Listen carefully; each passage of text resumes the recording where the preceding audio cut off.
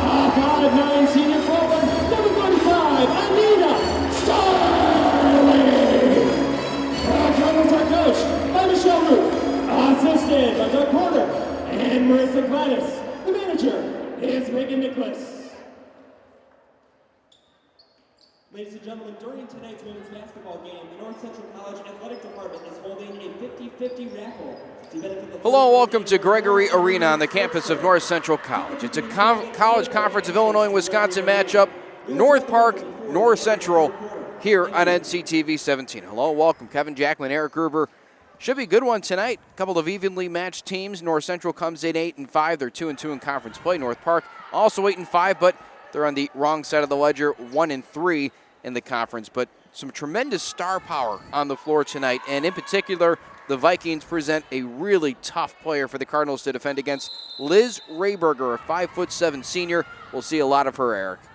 Yeah, last year here at Gregory Arena, she had 42 points in the matchup, so she might like this gym a little bit. We are underway. Paulo Zarante kicks it out. That's Caroline Heimerdinger. Near side, Anita Sterling. Juarez kicks it out, cues up an open three from Heimerdinger, and we're off and running with a quick three-pointer for the Cardinals. That's huge to get Heimerdinger going early with the absence of Mason Whipple with the torn ACL. Unfortunately out for the season with that, and Heimerdinger going to have to step up big at that point position. Paula Zarante, the swipe. She's in transition, backs it out. Grizafi thought about it. Sterling will instead take it. And the three off the front of the rim bounces around a few times. Double teamed on the baseline, but finally out of it. And here come the Vikings. Sterling takes the charge, an offensive foul, and it's going to be coming down the other way. Sterling's so good at sliding and taking a charge right outside the circle, getting in perfect position. The Cardinals banged up. Zorani's had some injuries, Cooney injuries. O'Neal is out today with a concussion. Michaela Reedy banged up in practice, so we'll see. Jamie Cooney into the game. Spins into the lane, left-handed shot, leaves it just a little short. Nice move, though, to shake free. Full court press by the Cardinals. If this is the first time you're seeing them play, it is not an orthodox style of offense or defense. They will substitute 5 at a time to keep their players fresh, and for good reason. They like to run, just like this right here. Lindsey Brennan in transition finds Michaela Reedy under the basket. Basket's good.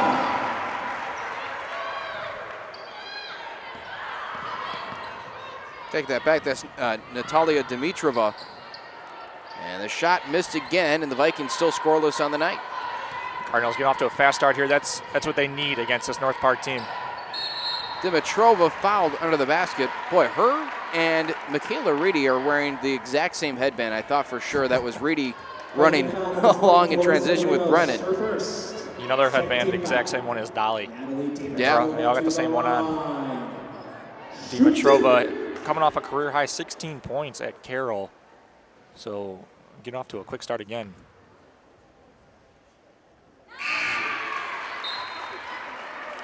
Just a freshman, the Cardinals really needed some youthful potential injected into this team after losing quite a few very good players the last few years, and they got a pretty good freshman crop this year. Lindsey Brennan is another freshman. She's going to have to really step up in the absence of Whipple. Whipple does so much on the floor, offensively and defensively. You can't replace her, but you can try to, I guess, fill in a little bit, the best you can. Diamond Calicut checks in. First time she's seen the floor tonight. Oh, by the way, we're a minute and 50 seconds in and already 13 or 14 players deep. Long pass finally found to the middle. The jumper is no good, rims out. And the Cardinals right now, their defense is having their way with this Vikings offense. They're forcing the issue. Calicut under the basket, no good, gets her own rebound and gets it ripped away. A jump ball called. That'll belong to the Vikings. Something to pay attention to in this one, Liz Rayberger loves that little mid-range jump shot, and North Central wants you to take that mid-range jump shot. So we'll see who wins that matchup tonight, because Rayberger will take it a lot. Rayberger with the basketball right now. She's number 11, and that one thrown off the sideline right into the hands of Michelle Roof, the coach. And the Cardinals have it right back. So North Park scoreless 2 minutes and 10 seconds into this game. As Caroline Heimerdinger goes coast to coast and lays it off the glass and good. That's big for North Central. Heimerdinger getting off to a quick start as she has a lot on her shoulders with the absence of Whipple. There's Rayberger, banks one in from 12 feet away. And the Vikings finally on the board, 2.5 minutes in. Sterling, shot fakes, now tries to kick. The drive, the shot, and a foul on the floor. I'll take that back. It'll be 2 shots coming for Shannon Ryan, another new player for the Cardinals, a transfer coming in from Benedictine University. Shannon Ryan played a lot of 1 in the last game against Carroll, as they had to switch up a little bit to adjust with Whipple out. So we'll see if she goes back to that 1 a little bit today, as her and Lindsey Brennan will kind of switch off there. But this North Central team, coming in off that win against Carroll, they just need to get that win in conference to get back, as they had 2 tough losses against Wheaton and Wesleyan. Yep. Combined, I believe, 8 or 9 points between those 2 losses. And the Wesleyan, we did that one, overtime, crazy one. Yeah. Wheaton, they lost by 5, 90-85. That's the best team in conference right now. And they're ranked, last I checked, 23rd.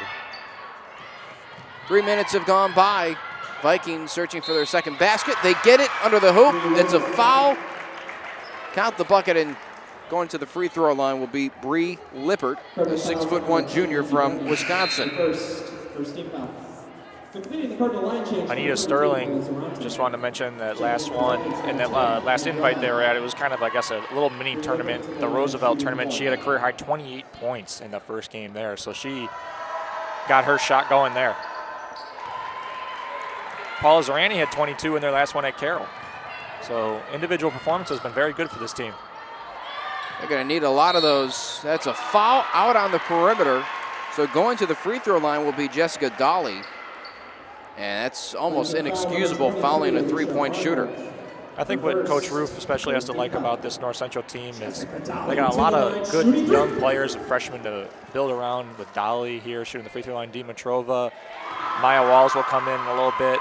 She's another freshman, Lindsey Briney. They got a lot of good freshmen to build around, so this team's going to be something to reckon with for a little while.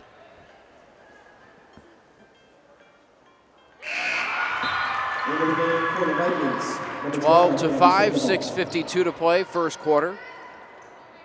Remember, the men's game will follow here inside Gregory Arena, but that's a long ways from now. Cardinals, the women's team, hoping to secure their third conference win of the season and put themselves in position to compete for that conference tournament come the end of the year. Skips off the rim, tracked down by the Cardinals, and here they come, pushing the ball in transition. North Park does a nice job getting back to the corner. The shot, no good. And the rebound into the hands of Amani Davis. Davis is that scrappy type of player. She comes away with a lot of loose balls. Rayberger with the shot. The ball still pinballing around. Finally pulled in by Natalia Dimitrova. Lefty shot wild off the glass. And now Rayberg with a man out in front, and it is blocked by Jamie Cooney. Some would say that's her specialty of sorts. I would say so. Three from the wing, no good. Offensive board pulled in by North Park on the long rebound. I believe she has the two highest single season totals in blocks, if I'm not mistaken, the last 2 years. And she had a triple-double her sophomore year with blocks. The first ever in school history. Yeah, she had a triple-double, followed that with a double-double, and won National Player in the week for Division III. So it's a pretty good accomplishment. I think so. I think some players would be happy with 10 blocks in a season. And there it is, Shannon Ryan at the one as she gets blocked. But you're going to see that a little bit more often now with Whipple out. Blocked underneath the hoop. And she also tried to recover it, but was stepping on the baseline right there. So right back to the Vikings as Rayberger blitzes in, and it's knocked away from her and into the stands. It's a good crowd tonight here inside Gregory Arena. Classes have begun here at North Central. Winter break is officially over. Shot fake from the baseline, and a shot from the corner is good. And you see the scoring is kind of stalled for North Central, and that's allowing North Park to creep back into this one now in just a two-possession game. Emmy Gurna, the one to hit that three moments earlier. The shot spun up, offensive board, no good. But a trip to the free throw line coming for Michaela Reedy in a moment.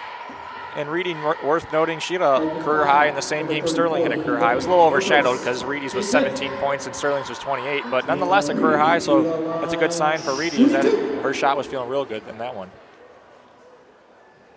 When she gets going from deep, she's a very dangerous player.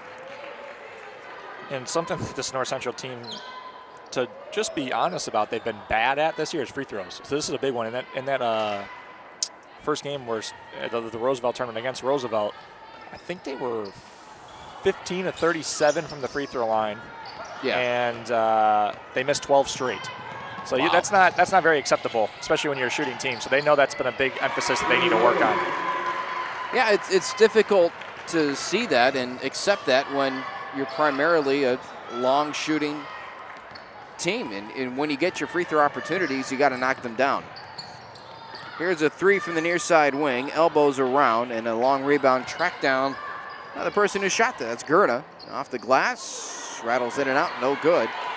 Comes up empty on that possession. Here comes Caroline Heimerdinger. Kicks it out, Sterling. Sterling outside Reedy. Reedy hops into a three, and it's long. Big bounce, and it's into the hands of the Vikings. And now a 2-on-1 advantage coming the other way. I'd really like to see Heimerdinger aggressive, looking for a shot, because she's looked like she's felt good early on the offensive end. 5 early points. Reedy plucks that away. Crosses the timeline looking for Sterling. Sterling gets whacked coming in, and a foul picked up by Imani Davis. And Sterling back to the line. Talking about those free throws, Sterling after that game where she had 28 was very frustrated. I think she was 2 for 6 from the free throw line, could have easily had 30. It's just something that this team has struggled with, and it's kind of contagious. It is kind of a mental thing, isn't it? You miss one, and you start getting into your head, well, I can't miss another. Well, your team starts making it, so you're kind of going along with it. They all start missing, then you start thinking, I don't want to be missing with them, and then it all just kind of happens. 4:07 to play, first quarter. Cardinals lead by 4. Anita Sterling trying to make that a 5-point lead with this free throw, and be able to get it to go through. Jamie Cooney checks in, Sterling to the bench. We'll see how this North Park team can handle the pressure. They haven't played them yet this year, so they know what they're going to give them. But the block by Cooney. Blocked again and saved from going out of bounds by Lindsey Brennan. Now she races the other way, has it poked out from behind by Rayberger. Now the drive, Zerani, and a foul on her way to the hoop. And she'll go to the free throw line. And now this seems to be a trend in this game. We know that this team likes to shoot, but they've been ultra aggressive trying to get to the basket. And that's kind of been the good and the bad with them. They've been getting to the basket and getting fouled, but they haven't been making their free throws. So if you're going to get there, you got to convert. First one short. I hate to say it and be blunt about it, but yeah, no, it's been on it. That's how it's been, and they know it too. It's not a secret. It's not a subjective thing either. No, it's not about hustle and what you think they're doing. It's a stat. It's a pure number thing. Yeah. That was always my favorite thing about golf is in basketball, any other sport, you can decide who plays by how hard you think they work. Yep. You put up a number in golf, that's your number. There's no questioning. Fouled in the backcourt, and this is called on Zerani. Yeah, if you get cut from the golf team when you're trying out, when you're growing up, well, you got nobody to blame but yourself. Yeah, they're cutting you for a score. Yeah, unfortunately, that was me twice. Turnover on the inbound and shot underneath Dimitrova. Dimitrova has been playing fantastic for this North Central team lately, and she's doing it again here today. Looks confident. Looks like she feels as though she belongs on the court. It's a key for a lot of freshmen. Outside, Gurna has already hit one, make that 2. We'll see in the next game. Juwan Henry was very confident as a freshman. Sometimes you're just born like that. Serrani a 3. Takes one bounce, and now the Vikings emerge with it. They're playing right into the Cardinals' hands by trying to get out on the break. Davis passes it near side, a little floater off the glass. Offensive board. Now Rayberger, take that back. That's the shot made by Hannah Rayfelt. And suddenly, got ourselves a really tight game. 18-16 with 2:52 to play. I think the thing that you really got to pay attention to is Whipple. I'll let this possession finish, then talk about it. Zerani into the lane, steps through, no, and doesn't pick up a foul either. Whipple really dominates the ball, and she's in there. She either is going to go try to score or find that open player. These point guards really need to be able to fill that role, and you don't have to dominate the ball, but just got to make good decisions with it. Returning for the Vikings, number 20. It'll be a substitution timeout with 2:30 to play first quarter. I've always said my pet peeve, I think I've talked about it here before, is live ball turnovers. That's when layups happen. You want the dead ball turnovers where it's going to be like this, or if it's not a turnover, but where it stops the game, you get back on defense. Those passes where you throw intercepted to go the other way, those are the scary ones. You see Dimitrova over there on the side. She's dealing with a sprained ankle, trying to shake it off. They had a practice last week where 4 people got hurt. Yeah, banged up seems to be the theme of this team right now. As the Vikings tie it up. That's Shaylee Sloan with the basket to make it 18-all. Same with the men's team. They've been banged up too. They have. That's off the Vikings. You see Connor Raridan and Mike Wiz sit next to each other. One has a broken hand. One's got a boot on his foot. Yeah, it's a big part of the game. Some teams are more fortunate than others, but every team's going to go through it at some point. Heimerdinger outside Grisafi. Razafi just pulls the three, and bottom of the net, drains it with the defender right in her face. Razafi has been off a little bit from three in a few games this year. Got back on. Well, there's looking like a travel. Got back on point against Carroll, 6 for 13 from three with 18 points. So she looked like she found her shot in that one. How about Maya Walls on that defensive play? The offensive player was hoping that she would move and bite on that pump fake, and she just stood her ground. Did not see that coming. Maya Walls had a little homecoming at the Carroll game, had her entire whole high school team there. Underneath, Dimitrova. Count the bucket in one. Bucket count number 14, Shaylee Sloan, her second. Go ahead. Dimitrova, you know, you talked about this earlier, the fact that she's playing better. It's encouraging to see a player that young play confident in the post, but also play strong. She's not shying away from contact. She's not shying away from potentially getting blocked, and that's kind of unique. And what I've noticed with her is you gotta. She doesn't have the Tess Godhard in her, the same athleticism, that type of stuff, but she wants to finish around the rim. Tess she didn't shy away from finishing around the rim. That was a great thing about her, is you want those fours to finish down there. That's their job. You don't want them to always kick it out. Ray Felt knocks down the three and once again tightens this game up. The three, Zorani, no, gets her own rebound, gets cut off on the baseline. That's the pull U-turn. Now Sterling cues one up, front of the rim as well. Minute to play, opening quarter, inside Gregory Arena. Long pass underneath, Sterling defends, popped up. Great defense. Here comes Lindsey Brennan, has a 3-on-1 disadvantage, and a foul called under the basket on Davis. It might have been a little bit of a bailout as a 1-on-3, but Brennan draws the contact and gets the line. Coach Crockett over there not happy. Yeah, I'm not sure if I disagree with her. It seemed like that was all ball up top on Davis, although we see that sometimes, but the foul comes underneath with a hip check or something along those lines as Brennan misses her first. Returning for the Vikings, number 12, Gabby Sandoval, and a line change. Jordan Bradley checking in for the first time from North Central. She hasn't seen too much time this year, so getting some good meaningful minutes in the first quarter. Good to see a freshman in there. Freshman from Bloomingdale, Illinois. Went to Lake Park. They're in the DVC, correct? They are. Only for one more year. Yeah, then they're switching it up. But that's what I was bad. I didn't know who left. Yeah. It was next year, correct? Next year.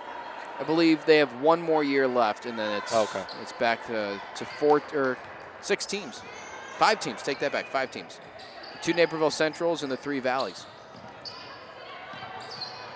Inbounded to Rayberger. She's trapped in the corner, and a foul quickly called on Calicut.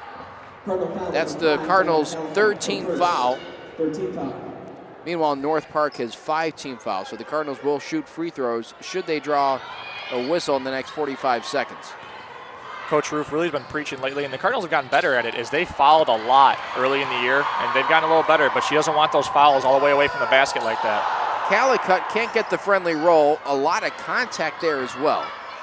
Reedy outside, Shannon Ryan moonshot. No, Calicut the offensive rebound, kicks it out Reedy. Reedy will drive, wide open, misses the bunny layup, and a behind the back foul called on Calicut. What a strange series of events right there. Couple of odd shots. Diamond Calicut picking up her second quick one there. Both, what about 88 feet away from the basket? Yeah. Maybe shorter? I'm not sure. But being a little aggressive in that full court press. Do not want to pick those up that far away in the first quarter. 15 seconds left. Here comes a baseline drive and a kick. And the shot, 3, good. Rayberger ties this game up. Take that back. The Cardinals still lead by a single digit, 25-24. 3 seconds left. Cooney deep. Calicut gets it away, and it's good at the buzzer. Good pass down low. Could have panicked and just fired from 3 there and relaxed. Found the freshman underneath, and the Cardinals take a 3-point lead. Good poise shown by Jamie Cooney, the senior, the Naperville native, the Naperville Central product. Cardinals lead 27-24 after 1. We'll take a quick break. We'll be right back here on NCTV 17.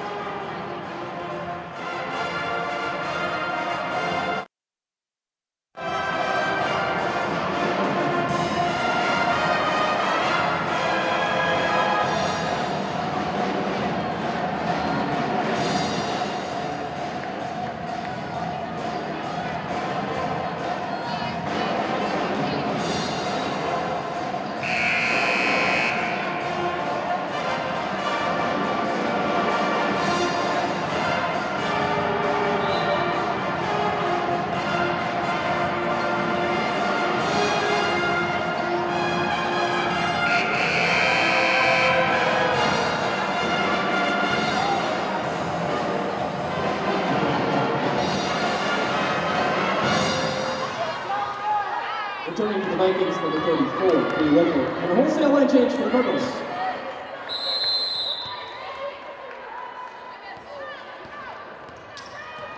Welcome back to NCTV 17. Kevin Jackman, Eric Gruber here inside Gregory Arena. The Cardinals with a 27-24 lead. A shot at the buzzer from Diamond Calicut gives the Cardinals a 3-point advantage, and a travel called on Paula Zerani.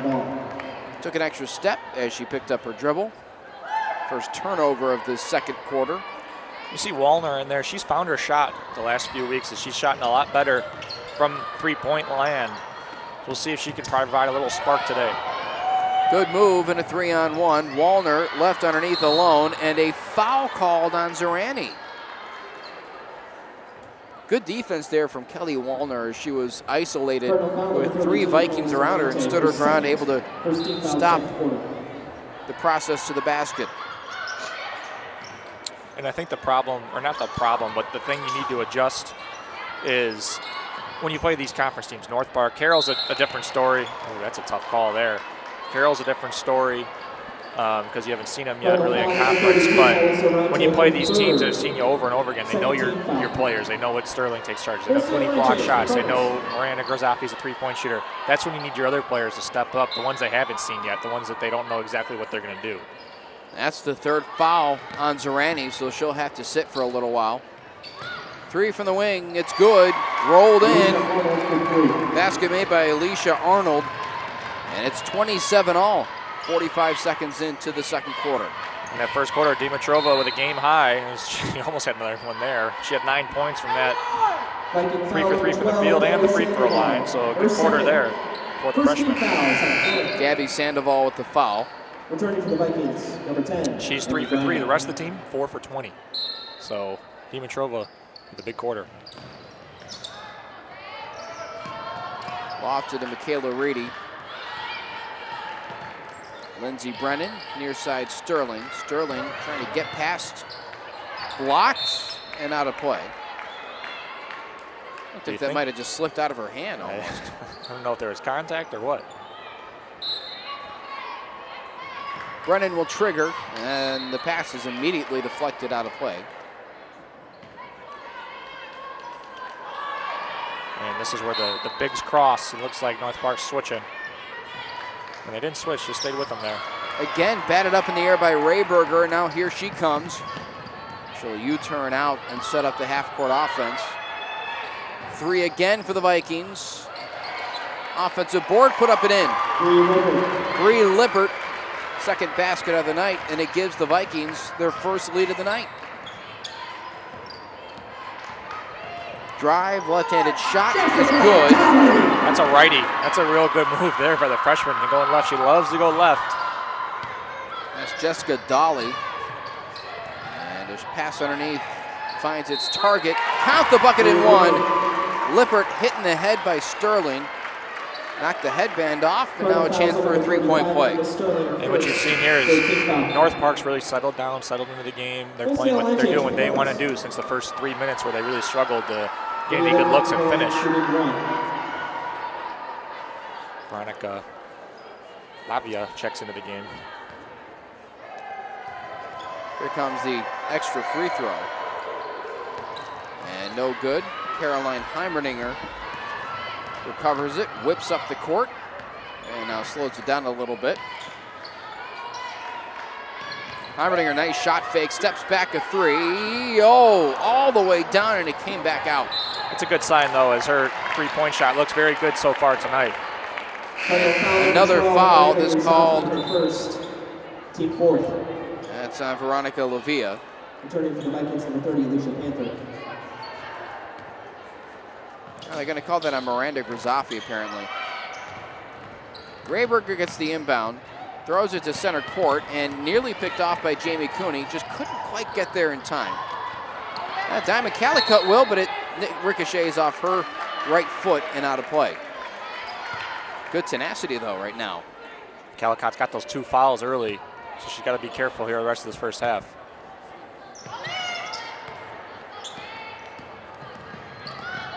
Chases, whipped into the corner, now down low. And the shot up and good. Quick shot from Emmy Gurna. And the Vikings, who couldn't hit a basket through the first 3 minutes of the game, now have a 4-point lead, and a tie-up will belong to the Vikings on the baseline. And you can tell this North Park team really is executing their game plan now. As they're sticking to what they want to do. They're getting their layups underneath, getting their wide open threes, and they're not doing what North Central wants them to do like they were early on. I think it sounds so simple, but it's such a key in the system. Rayberger able to easily break that press, steps back, hits a three. That's a tough shot. She made it look easy. Three from the wing the other way, into the crux of the rim, no good. And a foul called. Maya Walls had the ball in her arms and got hacked from behind. That's the team's second foul on the Vikings. Cardinals, by the way, are already at 4 fouls. And there's still 7:20 to play in this quarter. They're going gonna to call give that Walls shooting a foul? I'm not sure about that. I didn't see that, but I feel like they were confused at who had 4 fouls, but I guess we'll take it, huh? Because, you know, the 5th would be Maybe, the yeah. double bonus, but she wasn't shooting, was she? not what I saw. Unless there was a shooting motion that we couldn't see from here. Nonetheless, at the line. First free throw is good. Second one as well. 5-point game. 7:20 to play, second quarter. Rayberger, again, the one to break the press, finds an open man, and the three-point shot is no good. Rayberger does a great job of getting in the middle there and finding the open shooter. 3 Walls, and the offensive board recovered by North Central. Now the drive, dish underneath, and the shot underneath is missed, but the Cardinals recover again. And a foul. Cardinals get a little bailed out right there as Jessica Dolly picks up the whistle. This Cardinal team got to get a little better on the defensive end as they start off really well, but since that first 3-4 minute stretch, they're letting up a lot of easy looks and not doing what they want North Park to do. It's tough when Rayberger breaks that press and she's in the middle and she's got a 3-on-1 or 4-on-1 and she just picks where she wants to go with it. That's what makes it tough when you have such a good guard.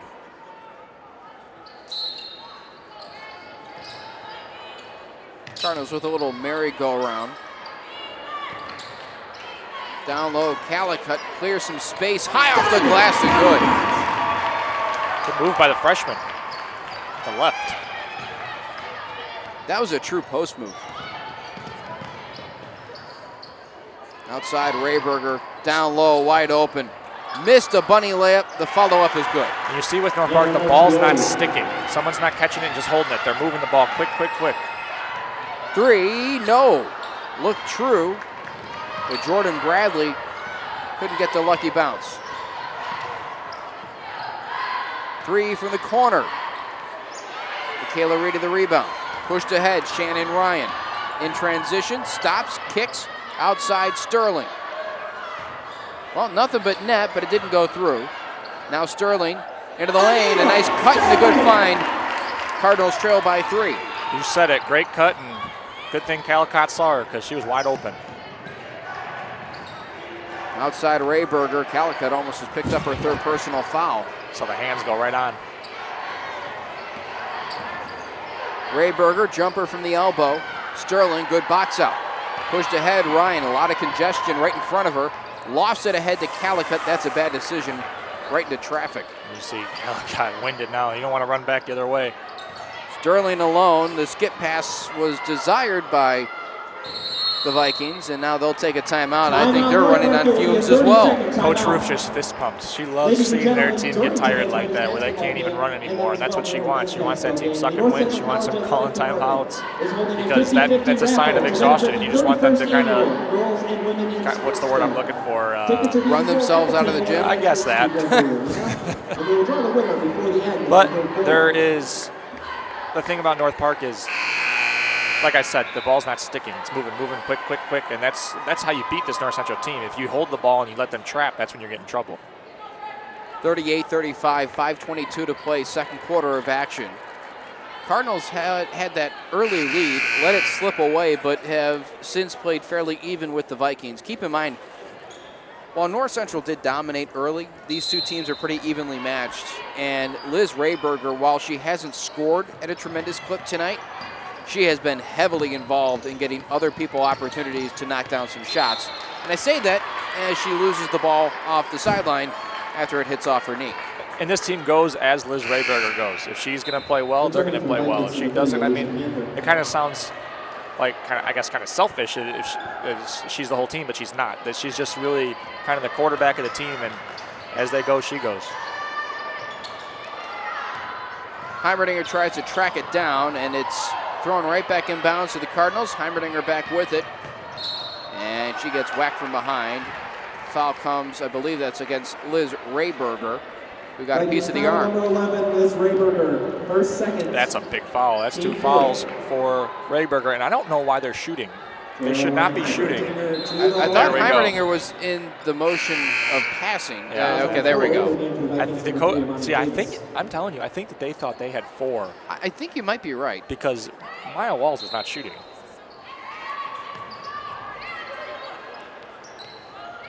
Heimerdinger back with it. Under 5 to play, second quarter. Jamie Cooney with a deep 3. And a palmed rebound by Miranda Gruzaffi. That was a big-time rebound. How about a 3? That would have been too perfect. Zurani tracks down the rebound. Heimerdinger wants a 3. Fire away. My favorite basketball saying, shoot to get hot, shoot to stay hot. Tie game, 38 apiece. 4:28 to play. 3 coming the other way. The answer rims around, no good. Zurani the rebound. Here comes Heimerdinger again. Paul Zurani got to be one of the best rebounding guards. Oh, wide open. Zurani strong, back of the rim. You felt like the momentum was going to just allow that ball to drop. And let Lucas Mitchell do his thing and rile the crowd up, right? Heimerdinger keeps that ball in play, but it's right into the hands of Davis. This is the deepest I think either team has gone into the shot clock tonight. Who was that last touch by? It was last touch by the Cardinals. So it'll be Viking ball with 11 seconds on the shot clock. I don't know why we play with a shot clock in some of these games, because is there ever really a buzzer beater? That's why I think it's funny when you do mention the shot clock, you go, oh, there is one. There'll be maybe once a game where... That was the first time I've even looked at the shot clock. There's once a game where you'll go, oh, wait a second, there is a shot clock, and you look up there and you realize it's third quarter with 4 minutes left, and it's the first time you've mentioned it. The men, on the other hand, you're going to mention it 5 times They use it every single second of every single game.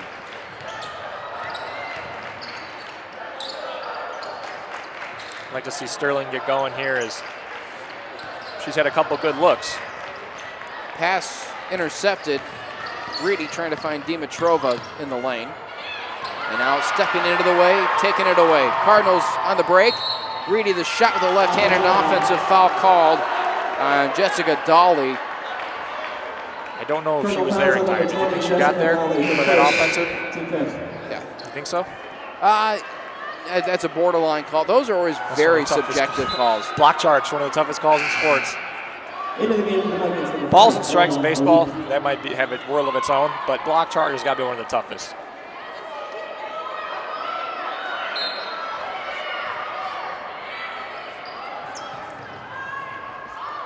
Oh, beautiful defense from Jessica Dawley. On the floor trying to save it. And they call it travel? Started rolling around with it. I don't think the other team was on it yet. I didn't quite think she had possession.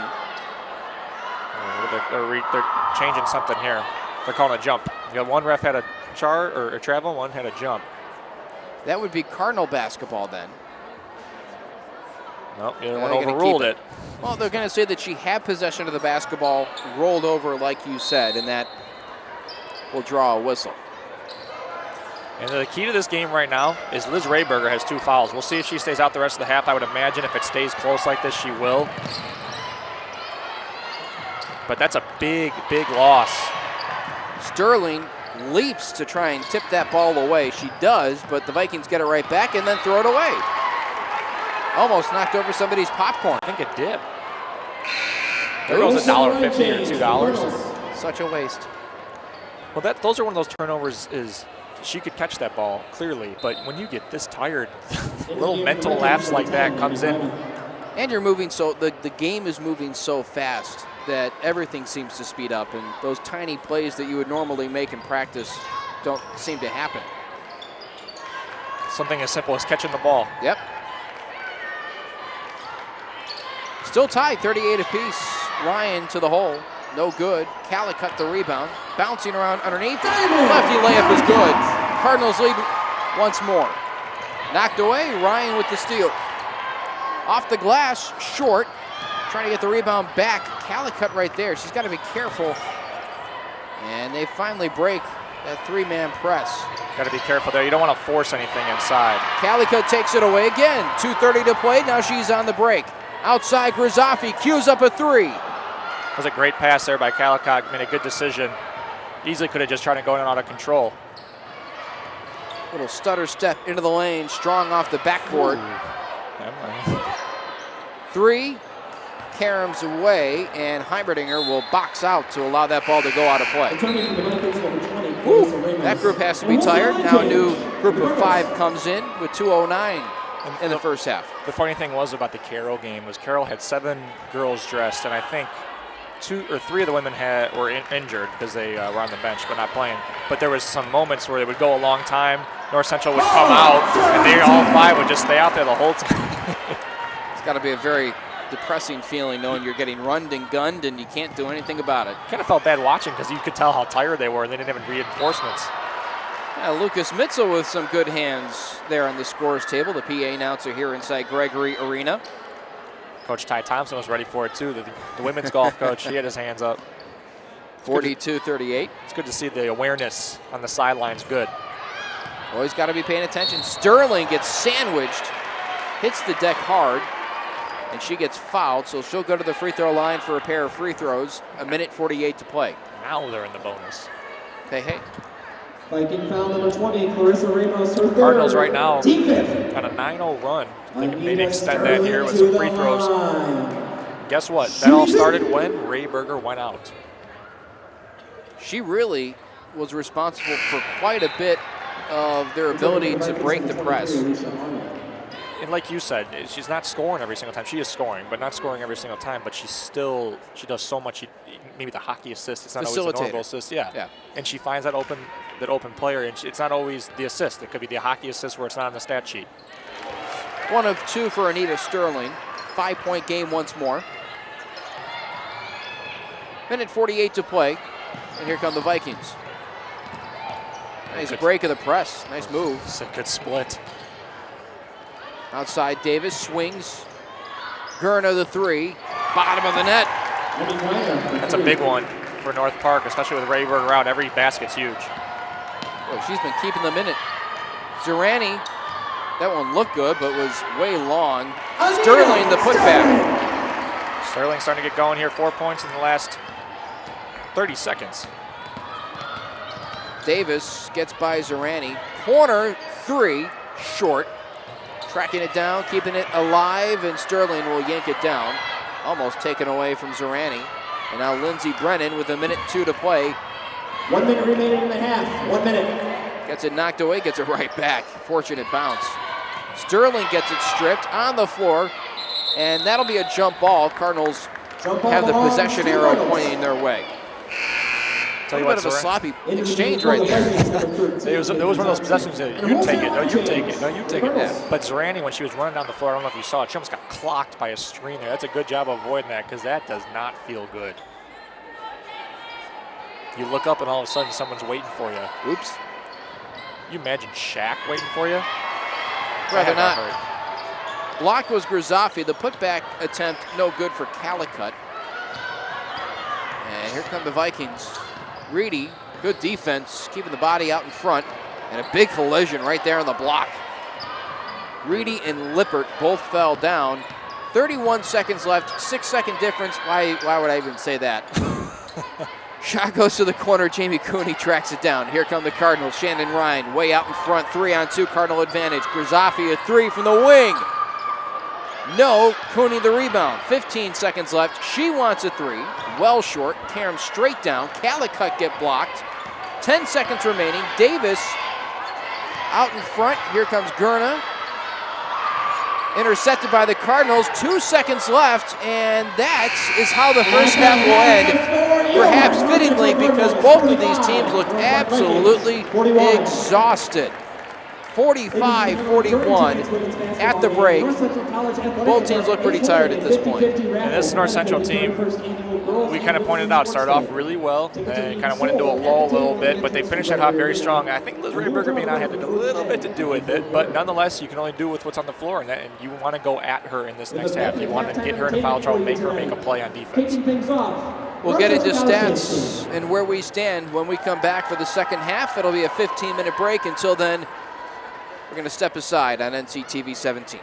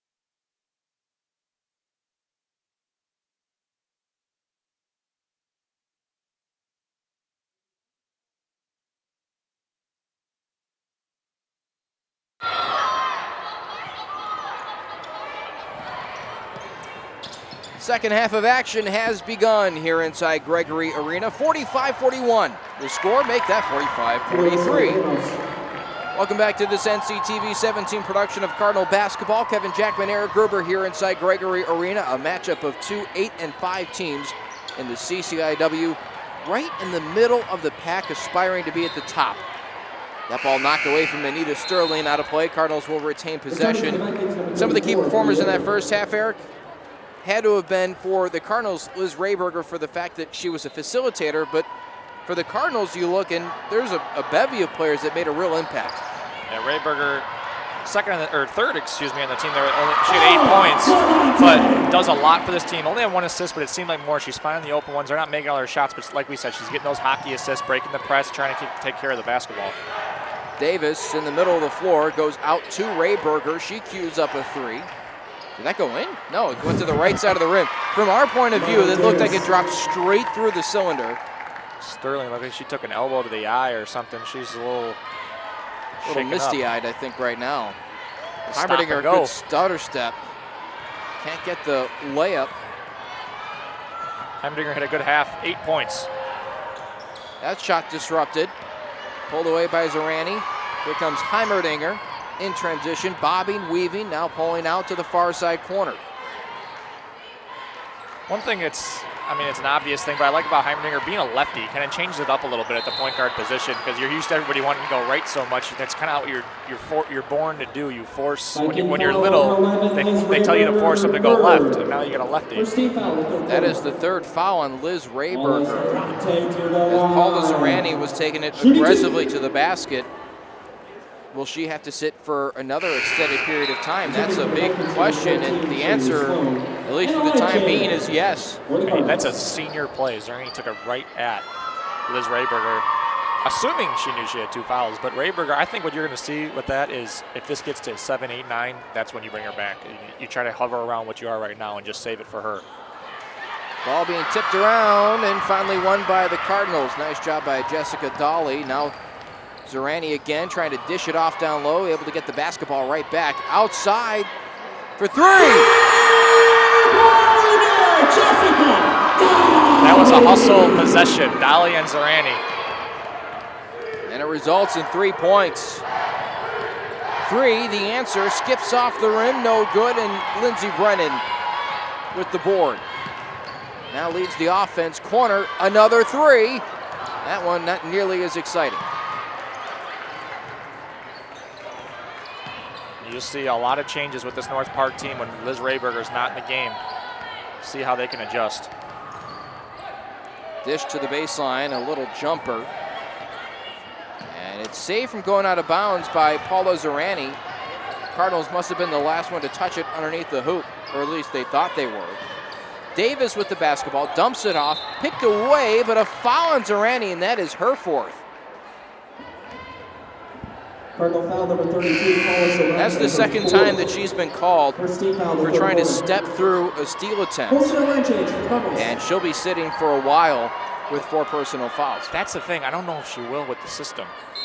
I think that you might miss a shift or two, but I think she's going to be right back in there in the next 3-4 minutes. And I agree with you. I think she should sit a while because you don't want her fouling out here in the 3rd quarter, but she's just got to be a senior and be smart about it. And the type of play that she has, it's tough because she's a very aggressive, all-out player. I mean, she could pick up an offensive foul with the way that she typically plays. Yes. Reedy the rebound, quick outlet pass ahead to Heimerdinger. She's into the lane. Thought about the shot, and now Sterling. Outside, Grizafi.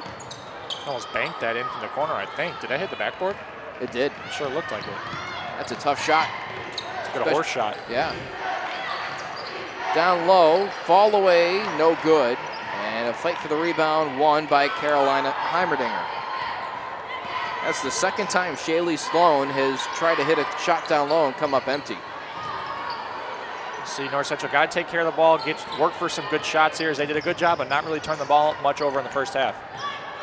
Shot at the rim, oh, but a delayed foul call.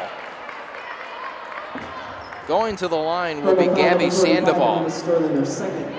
And 2 on Sterling. Foul on Sterling. Gabby Sandoval to the line, shooting 2.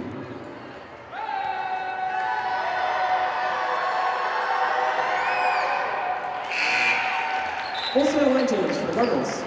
Returning for the Vikings, number 10, Andy Bryan.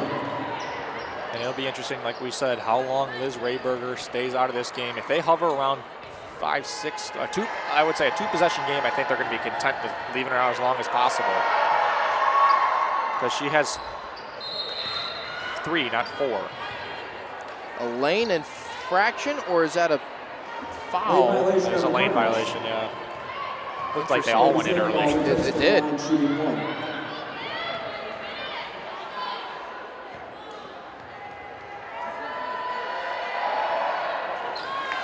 And they capitalize on the second opportunity, and it's a 4-point game, 51-47. Lindsey Brennan hands off. Dolly, left hand into the lane, and not anticipating that pass was Dimitrova. Lofted pass out ahead, Sandoval.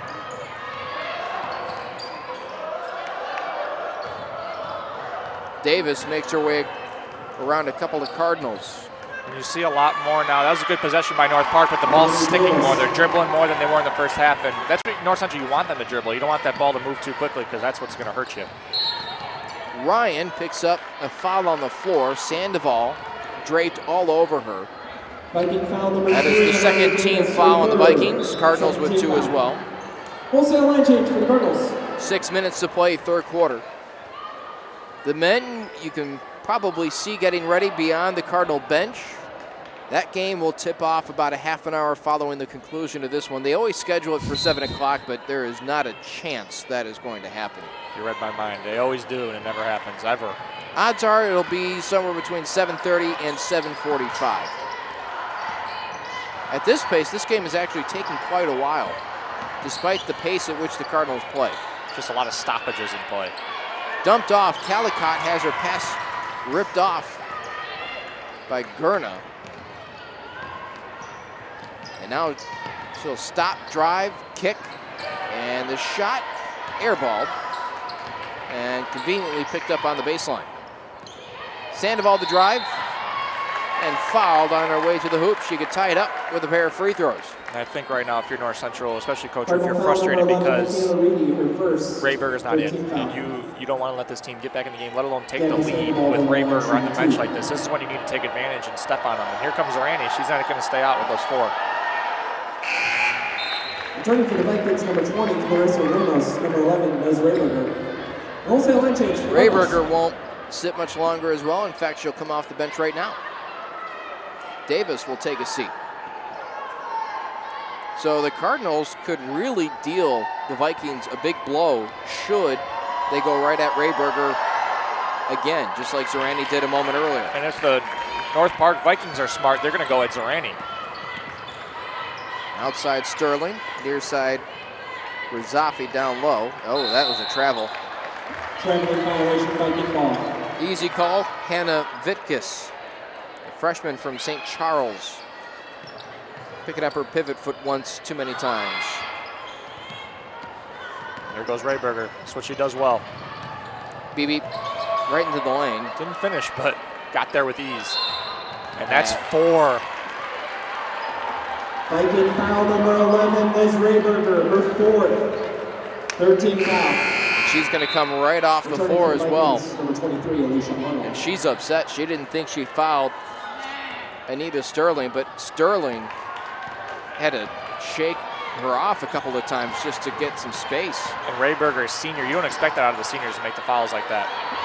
Sterling then goes right down to the other end, hits the lefty layup, gives the Cardinals the lead. Picked off, Shannon Ryan all alone in the front court. Lefty layup, good. Forgot something. Crossed half court, but didn't have what you needed with it. Oh, Shannon Ryan, if she'd been able to get her head around, might have been able to pick that pass off as well. Baseline drive, shot underneath, nifty move. The problem that I've always thought about is being on the floor with 3-4 fouls. It's not late in the game. You're almost a non-factor defensively because you have to play so cautious because especially with the new hand checking rules, you put your hand on an accident, you're out. You're done for the game. So it's almost... You almost have to play with your hands behind your back. You're strictly an offensive player almost.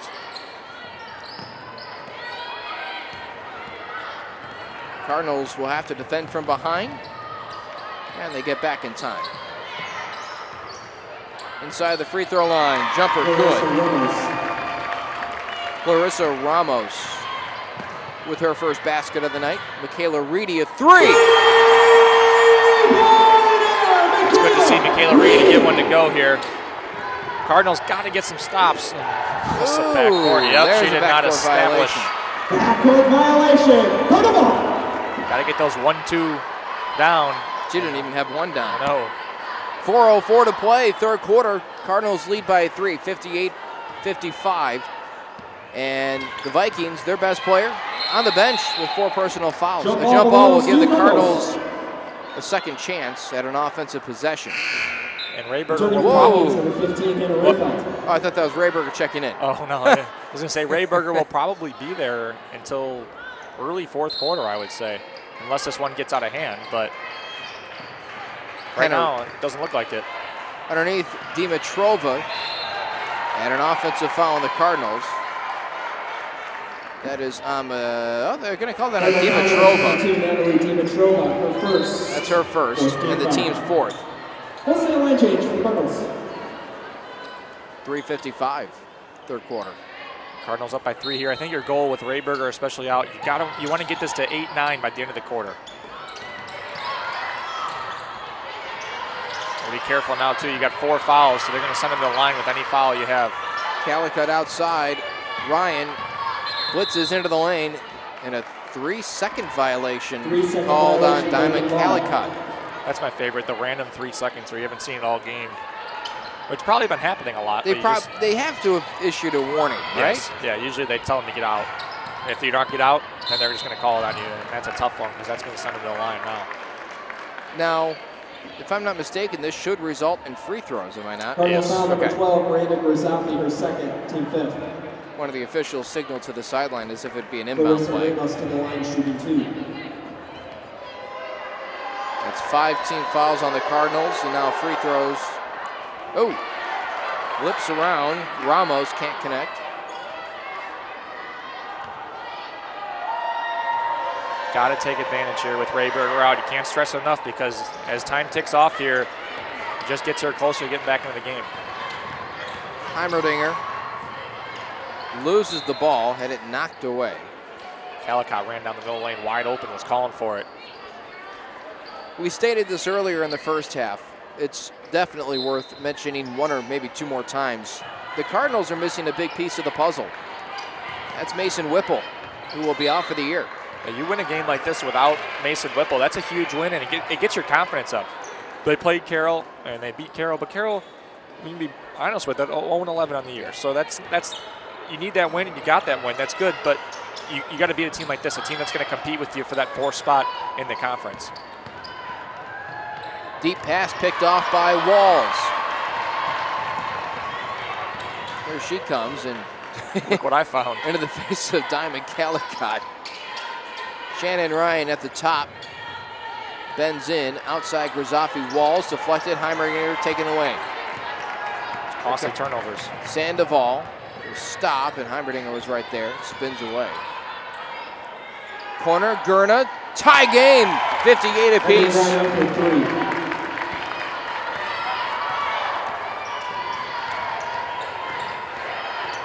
Heimerdinger trying to force her way in there. Almost banked in the end 1. She'll go to the line for 2. That would be the definition of forcing the issue. And she got it. She got to the line. That's probably what she was trying to do. To the line. Shooting 2. That's what you needed, though. You need the game to kind of slow down, get to the line, get some points. Get a new 5 in there. Line change for the Cardinals.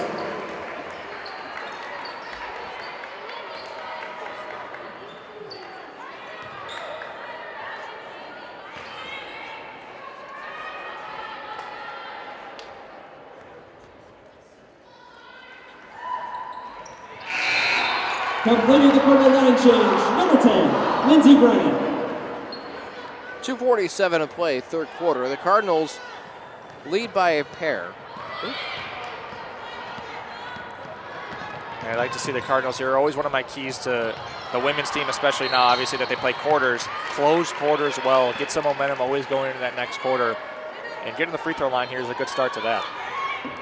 Well, now with 5 team fouls. Foul number 10, North Park has put the Cardinals at a double bonus with 2.5 to go. Natalie Dimitrova to the line. So Dimitrova will take the pair at the charity stripe. Returning for the Vikings, number 14, Shaylee Sloan. Cardinals got a chance to get to a 4-point lead here pending this free throw. I think your goal's got to be 8 or 9 at the end of the quarter. That'll put North Park in danger zone. Not a lot of offensive rebounds of late for the Cardinals. Doesn't seem like they're capitalizing on some of those long rebounds. That one thrown off the body of a Cardinal and saved by the Vikings.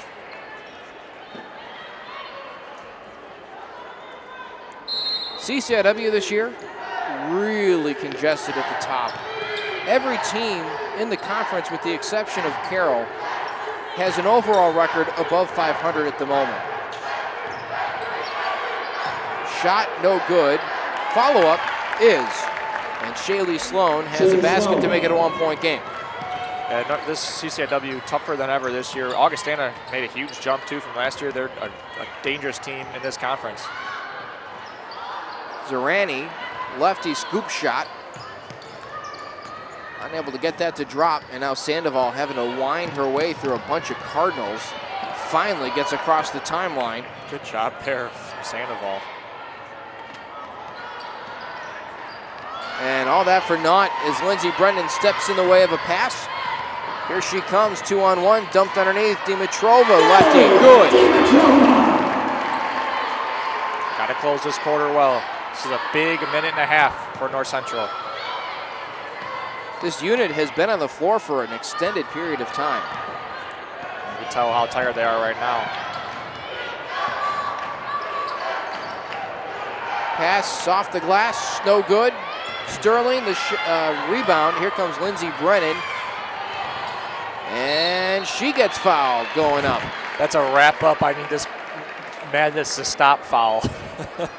Please let me catch a break and a breath. And you see immediately Sandoval hands go on the knees and give me a minute. This is like their substitutions for North Park. The free throws because they get a little minute to relax.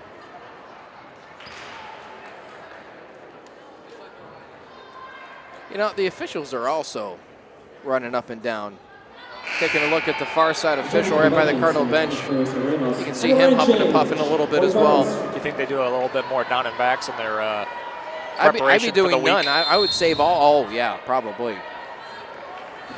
Timeout taken. North Park. They'll talk it over, and they'll get some oxygen on the bench. We'll be back in a second on NCTV 17. Ladies and gentlemen, get your 50-50 raffle tickets out. We have our winner. The person holding ticket number 035635. Again, that winning number 035635. Please report to the table at the entrance to Gregory Arena to claim your prize.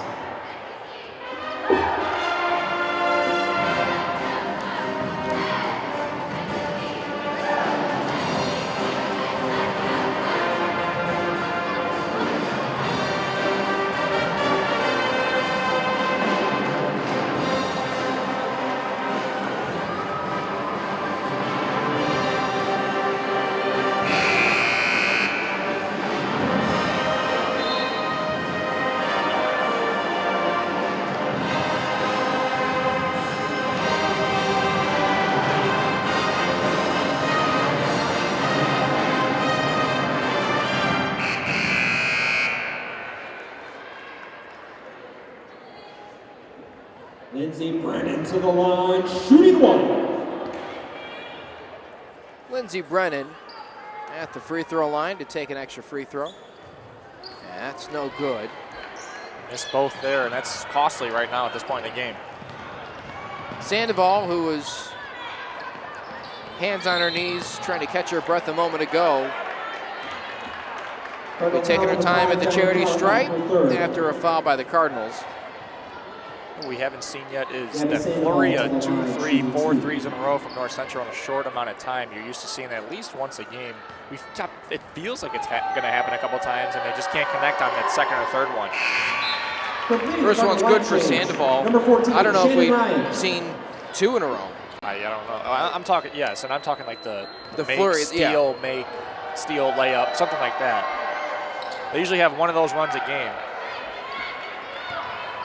I'd like to see Cooney get going. She's scoreless so far in this one.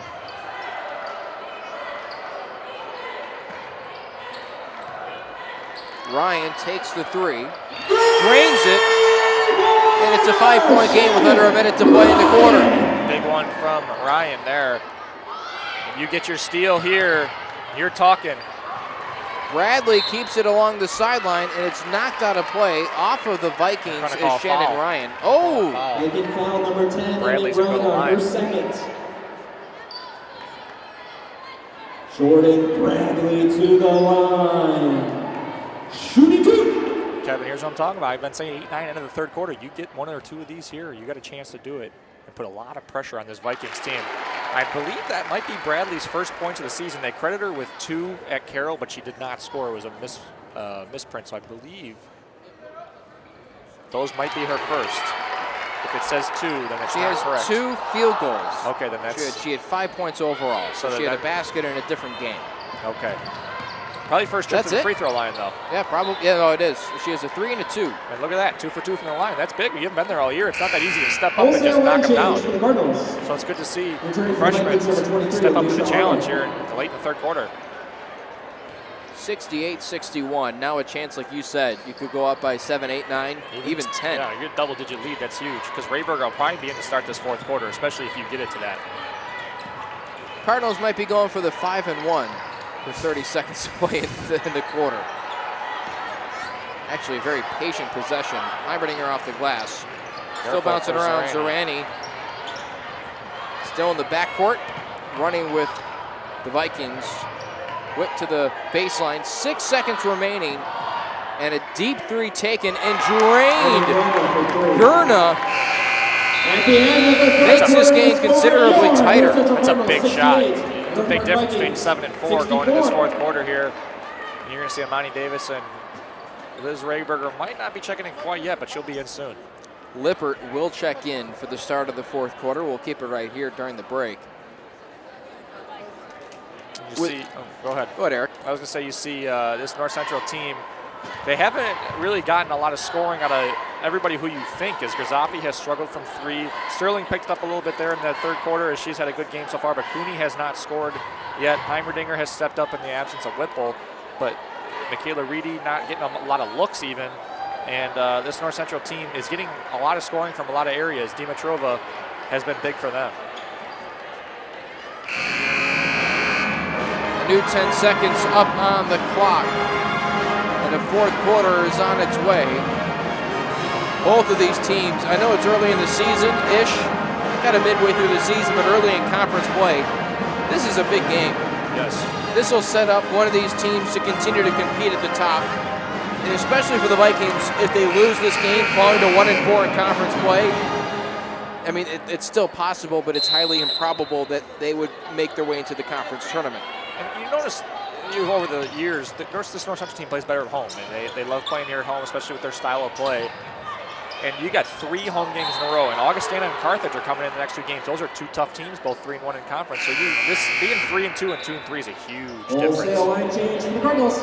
Blocked by Kelly Wallner, and that's how she'll exit her shift. 8 seconds in, we got a shift change. That might be the quickest ever. I don't know about that. 8 seconds? That's tough to beat. The ball doesn't usually go out of bounds or anything that quick.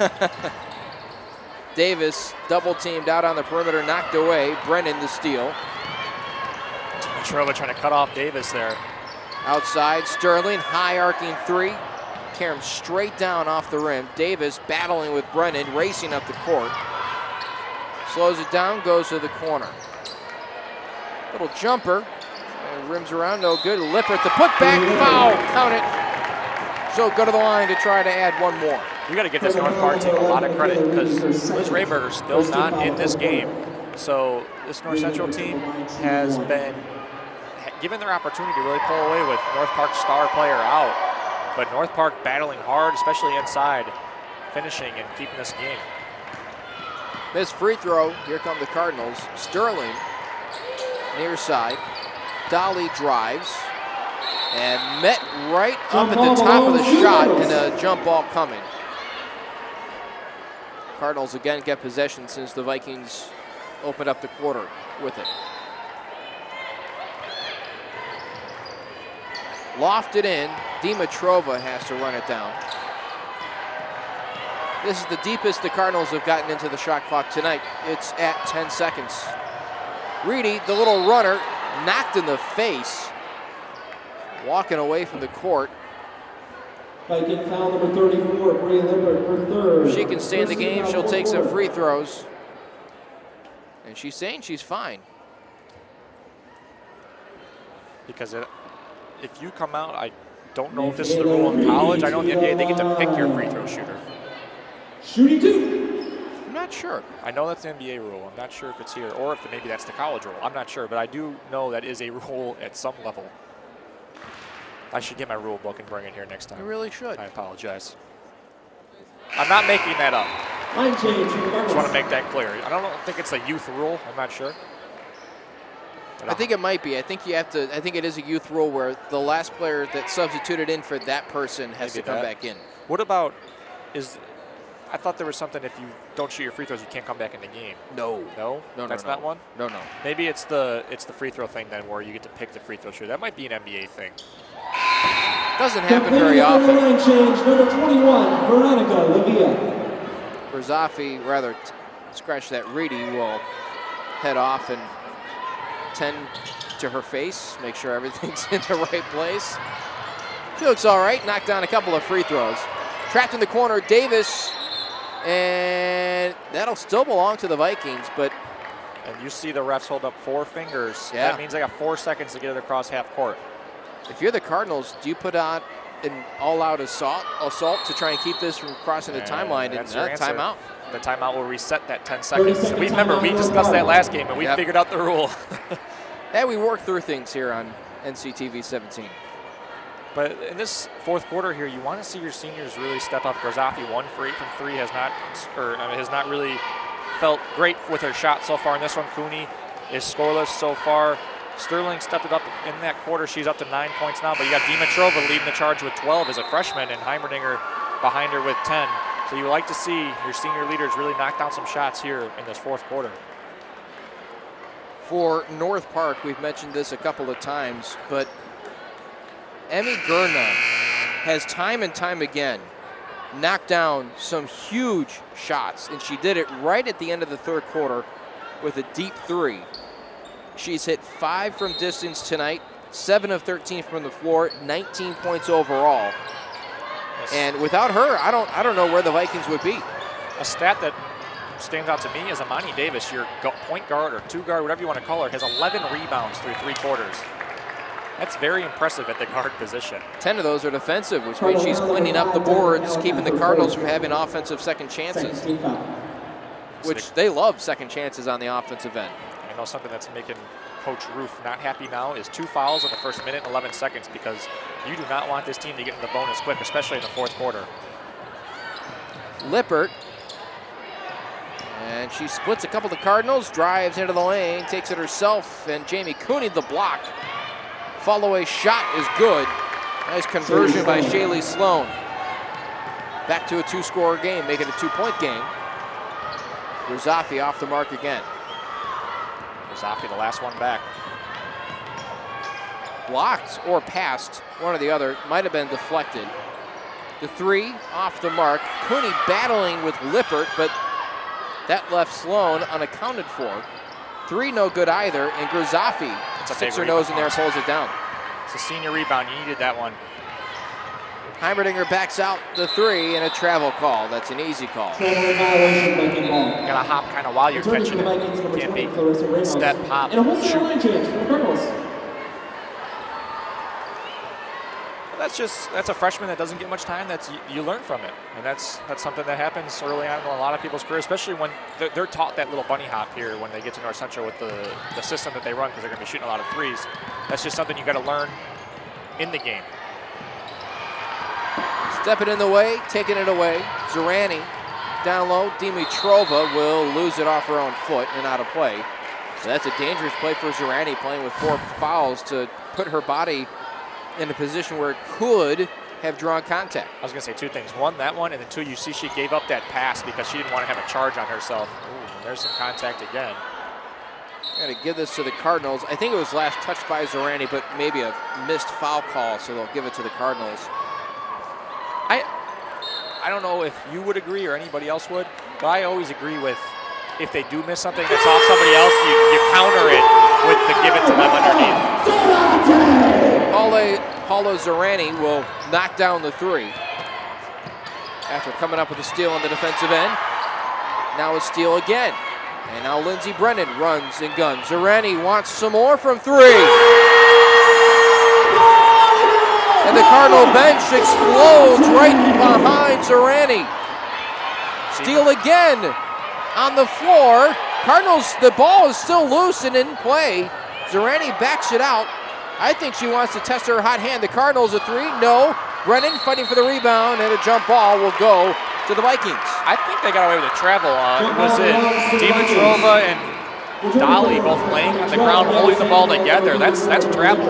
You can't both be touching it at the same time, the same team. That's a travel. And you can see the North Park girls going like this. Wait, what? They all stopped playing for a second. So I think the Cardinals got away with, I mean, they didn't score on it, so it didn't really matter, but they got away with a travel there. Sandoval having a tough time getting past Calicut and Dimitrova. And here we go. We're at 8 now. Oh! 7 minutes to go. They'll call this on Michaela Reed. What do you think the over-under is until Liz Rayberger runs that scorer's table? I'm going to give it 30 seconds. I'm going to say you under. know, she might have a few more minutes if this deficit stays where it is. But if the Cardinals hit a single, one more three, yeah, you got to bring her back. I think it's an emergency move to get her back in the game. And you know what? This is really the way that how well North Park's played has taken a lot of pressure off of Coach Crockett to put Rayberger back in too early. Nice basket underneath Bradley, the three. At the shot clock. And hit the bottom of the shot clock, and it's considered out of play. 6-point game. I could see the 5-minute mark for Rayberger if the status quo remains the same.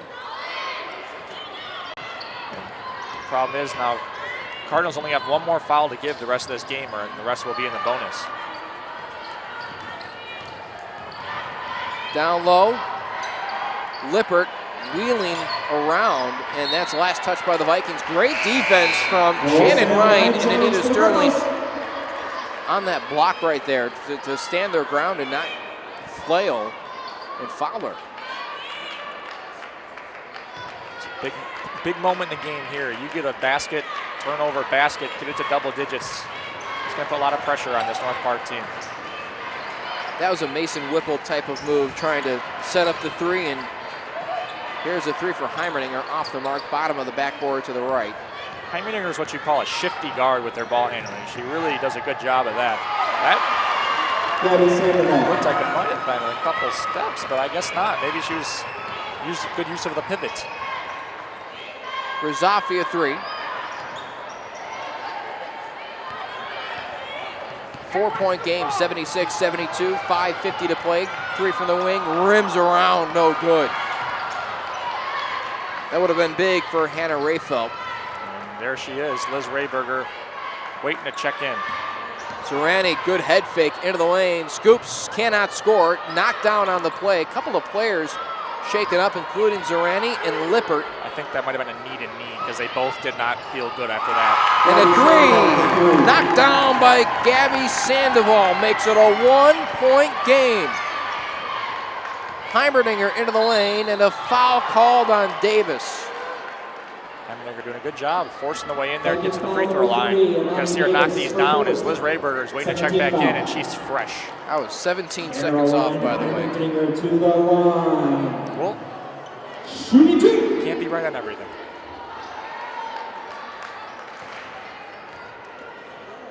She's been there for about a minute. That's true. So I guess you could say you were right and wrong. 17 seconds is close enough to you don't have to get exactly. So now she checks in. 4 personal fouls on the Vikings' best player. 4 on one of the Cardinals' best players in Paula Zorani. But she's not on the floor right now. Big free throws there from the the junior Heimerdinger. Stretch this to a 3-point game.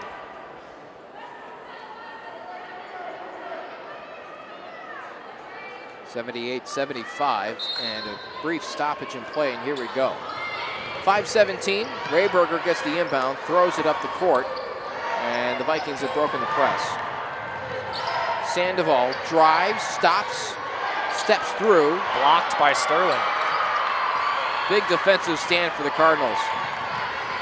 Brennan changes direction. Sterling with the block on one end and cannot hit the three on the other. But an offensive board. Doing a good job of crashing the glasses, the freshman Dolly. Dish underneath. And that is called in the system the flip. Dimitrova doing a great job of flipping blocks to get open for that one.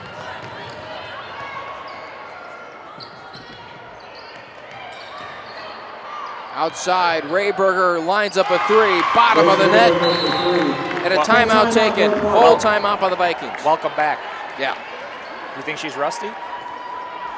She looked awfully smooth on that release. I'll tell you what, though, when you sit out that long, that can really get you a little rusty. You're not able to take a shot in real time, probably 25, 30 minutes. You're just sitting. You can't just come out and just start firing, but she did. So 80-78, 4:28 to play. This game means quite a bit for both of these teams. At this point, probably a friendly reminder to let you know in about 45 minutes or so, the men's game will take place. Its official start time was listed at 7 o'clock, but it'll start 30 minutes following the conclusion of this one. The North Park men's team ranked 10th in the country despite starting the season off the top 25 according to D3Hoops.com. In addition, North Central, Augustana, and Illinois Wesleyan have all made appearances inside the top 25 and are now all unranked.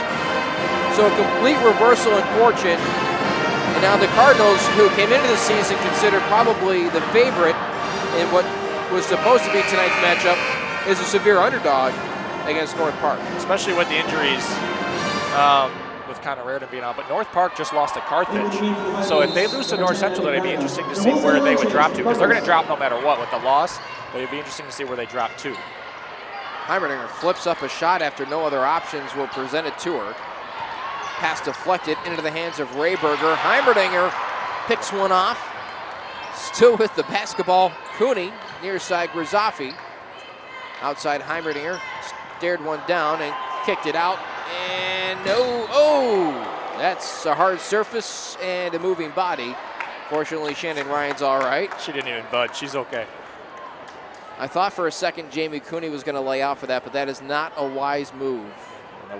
With the injuries she has suffered this season. And you could see that probably went through her mind as well, that particular possession, I can guarantee you that's what went through her mind. Wasn't quite worth the cost, the potential cost. On the baseline, saved. Sandoval wanted the three. Flipped up. Tie game, 80 apiece. That's a tough finish, and she's been carrying them all night. That was Gurna. Up top, Shannon Ryan looking for an open man. Heimerdinger passes up a three. Grazafi stares down Jamie Cooney. She'll take it instead. Three for Jamie Cooney. That's a senior shot. A senior three with 3.5 minutes to go. Haven't scored all game. You need the seniors to step up here in these situations. Sandoval hauls it in like a wide receiver. A three no good. Cooney tracks it down, leads the break herself. Spins into the lane, and that's a double dribble, and she knew it when she came up. She might have been surprised by the fact that was as effective as it was. Good move. Got to keep going with it, though. That's when you go finish or dish it off to your four waiting for you. She's not used to going coast to coast with it. Hey, that was a good move. Although she did play a little bit of 3-4 in high school. Think about that, a 6'1" playing three. 3 minutes. Cardinals lead by 3. Davis trapped. That was a travel that looked that like she got a away picked with. up pivot foot. I'm surprised North Central wasn't more adamant about that. Davis back with it. 13 on the shot clock. There's the shot clock. We're mentioning it. Second time tonight. Down low, Sandoval clears space and puts it up. Back to a 1-point game. Zerani anticipated that contact and kind of just fell down. She didn't really get hit. Was hoping for the charge, but good no call there by the referees. Dolly wheeling around, kicks it out. Ryan Zerani drives right hand into the lane, up and under, move! And one for Paula Zerani. A big fourth quarter out of the senior. She had 2 threes earlier in the quarter, and now the and one. Trying to go for the old-fashioned three, maybe back in your day. Back in my day, yes. Back in the early 2000s. 85-82, 2:28 to go. And what a big play for one of the leaders of this team. Calicut, the offensive board off the miss. The putback can't fall. Zerani right in there in the mix. The hands went straight up. Don't call me on over the back. Outside, 3, corner, no. That's a good pass there from Rayberger to find the open shooter. Cardinals may be up, but they're not letting off the gas. Big bounce for Zerani. Kicks outside. Cooney hit one moments ago. Cannot hit this one off to the right. Grzafi, a big rebound. The Cardinals will reset. Take that back. Ryan a 3. No. Cooney tried to tip it right back to her, but Ryan had already moved. And a foul on the ground. Elbow to the face, it looked like, of Ryan. And that's what Coach Roof is complaining about. She is right in the face of that referee.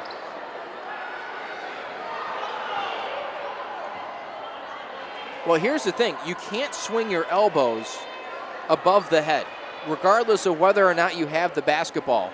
And if you do, I believe, not only is it a foul, but it's a flagrant. Yes, it is a flagrant. And the flagrant one is the non-intentional one, like what you're talking about, is the above the above the neck area, I guess you could say, if you get anything there. If it's blatant, I guess, and it looks like you have the intent to try to hurt somebody, that's when it's a flagrant 2 and you're ejected. Nothing about that looked intentional, let me just say that. But there were certainly a swinging motion. Yes, and here's something to keep an eye on now. In the system, positions are huge. There's a 1 to 2 to 3. Everyone gets used to their own position. Paula Zerani looks like she's going to be the 1 right now. You got Anita Sterling playing the 4, who I know I've talked to about it. She says she doesn't enjoy the 4 all that often because the flipping is not as easy as it seems. You need to read which way the point guard's going, and that's when you flip box. But they like to go 5 out when Sterling is in the game. But you got 2 big position changes right now for this finishing group, it looks like. Brady and Grzafi, 3 and 4? 2-3. 2-3. But you got Dimitrova on the bench. She might be coming in, flipping in with Sterling at that 4 position. But this probably will be your finishing group because you're used to Whipple being out there. So now Zerani will move to the 1, she hasn't played all game. She did play it a lot last season, though. So no flagrant assessed for the Vikings. And a foul on Cooney. That's their 4th team foul, so North Park now in the bonus. Outside, Rayberger going for the tie. 85 apiece with 1:35 to play. Liz Rayberger. You see Sterling posting up. Hasn't done that a whole lot this season as she plays the 5.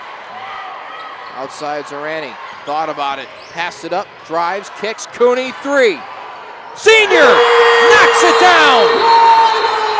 Big 3 from Cooney and a timeout by Coach Roof. You don't see that too often. Big 3 for Jamie Cooney. A 30-second break for the Cardinals. They'll talk it over with 1:15 to play.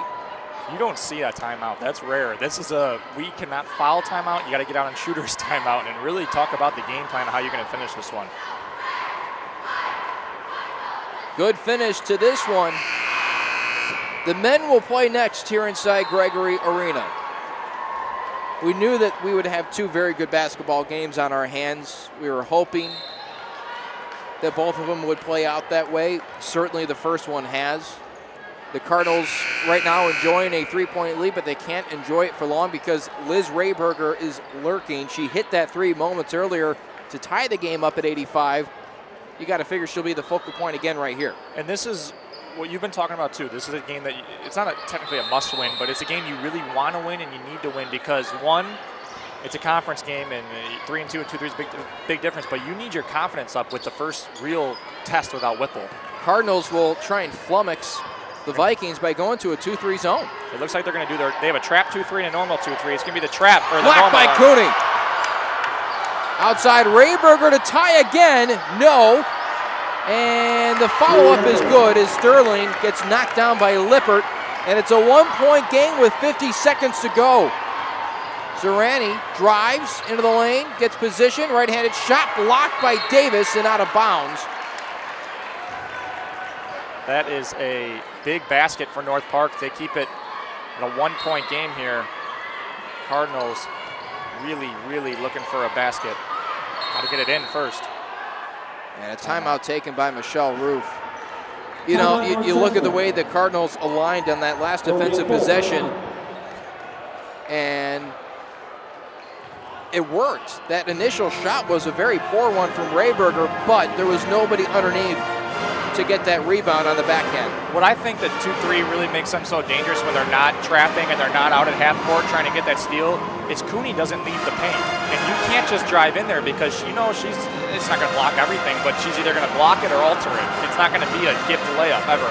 And when you don't do that setback, what they do the whole game is Cooney and whoever the 5 is, Sterling, they have to come out. When she's under there the whole game, that really protects that paint area. We'll see what Coach Roof draws up here. You get a basket, or if you do get a basket, how hard you guard that 3-point line and kind of what your defensive thing is. But first order of business, get the ball in. Got to get the ball in bounds. This is, you know what this situation usually is. This is Mason Whipple dominates the basketball, and Mason do something for us. Either find somebody or score, and now you don't have that. You don't have it the rest of the year. So this is perfect for this North Central team to learn how to play without their leading scorer. Vikings will match up man-to-man across the board. And you'll see Sterling and Cooney probably switch sides here. Cooney will end up with the opposite elbow, and so will Sterling. Just like that, Excuse they me, do. block, not elbow. And Reedy gets the inbound. 17 seconds to work with. Who wants the game-changing shot to try and seal it? Grizafi sidesteps a 3, well short. Corralled by the Vikings. Will they take a timeout? They have 1 left. 24 seconds on the clock. And they will take their final timeout of the game with 21.7 seconds left. And the ball in the front court. Well, this is what we expected, I guess, a close game. And this is going to come down to really execution. You got a missed shot last time. You got to finish the possession with a rebound. You can't get content and go, oh, they missed. Liz Redberger missed. We're happy. You got to go get that ball, finish the possession, because if you get a stop here, they have to foul. They don't have a choice. And everybody on the floor right now, is a good free throw shooter. So you don't care who grabs that rebound. You want to be able to just corral that steal, that rebound, and get to the free throw line. And here's the problem that you've mentioned a few times. The next foul the Cardinals commit results in 2 free throws.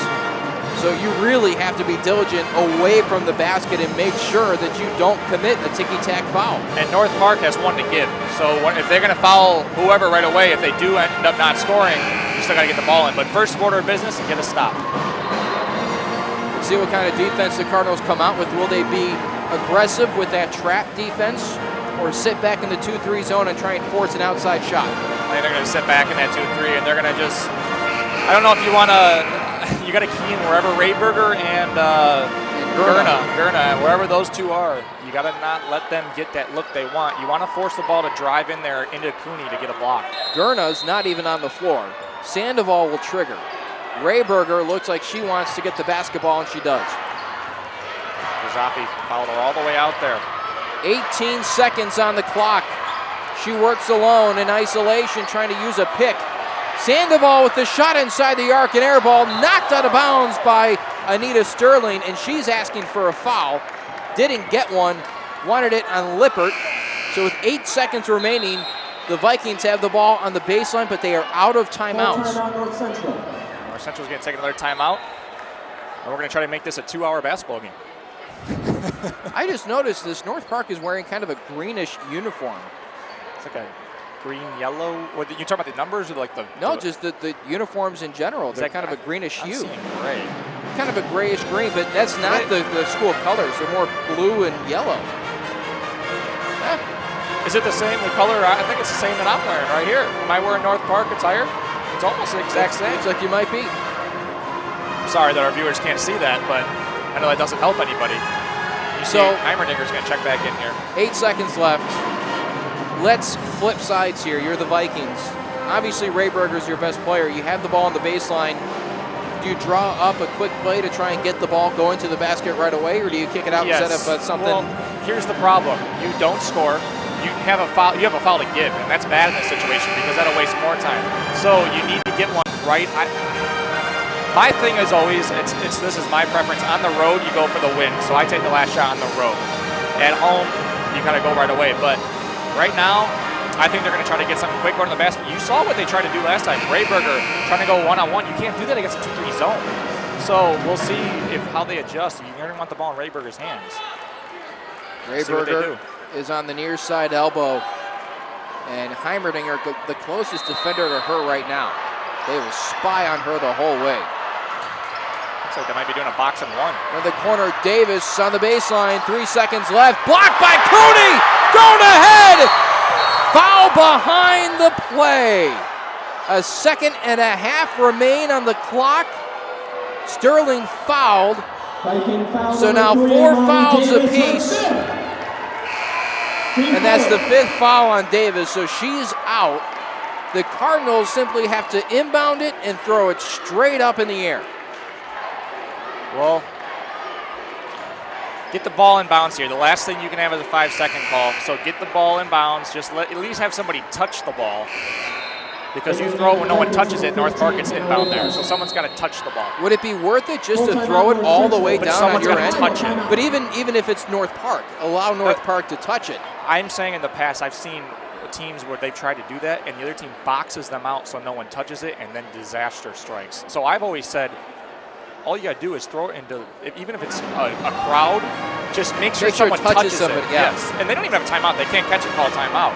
Just, even if someone's standing at the opposite free throw line, throw it right to them if you have to, and just let them catch the ball. They're not gonna catch and shoot from 70 feet away. So just make sure someone touches it. You can't have an inbound where no one touches it or a 5-second call. Those are the two inexcusable things right now. The coach in me comes out right now. Yeah. 1.1 second remains. The Cardinals lead by 1. I don't coach quite at the level, but I've had this situation, and I've seen at the youth level where kids, they think they can just throw it up, and they don't know if someone touches it, they don't think that matters because they think they get it the other side. Someone has to touch that ball, and they're going to, wow. They do advance it after the timeout. That's actually a big difference because you get it there.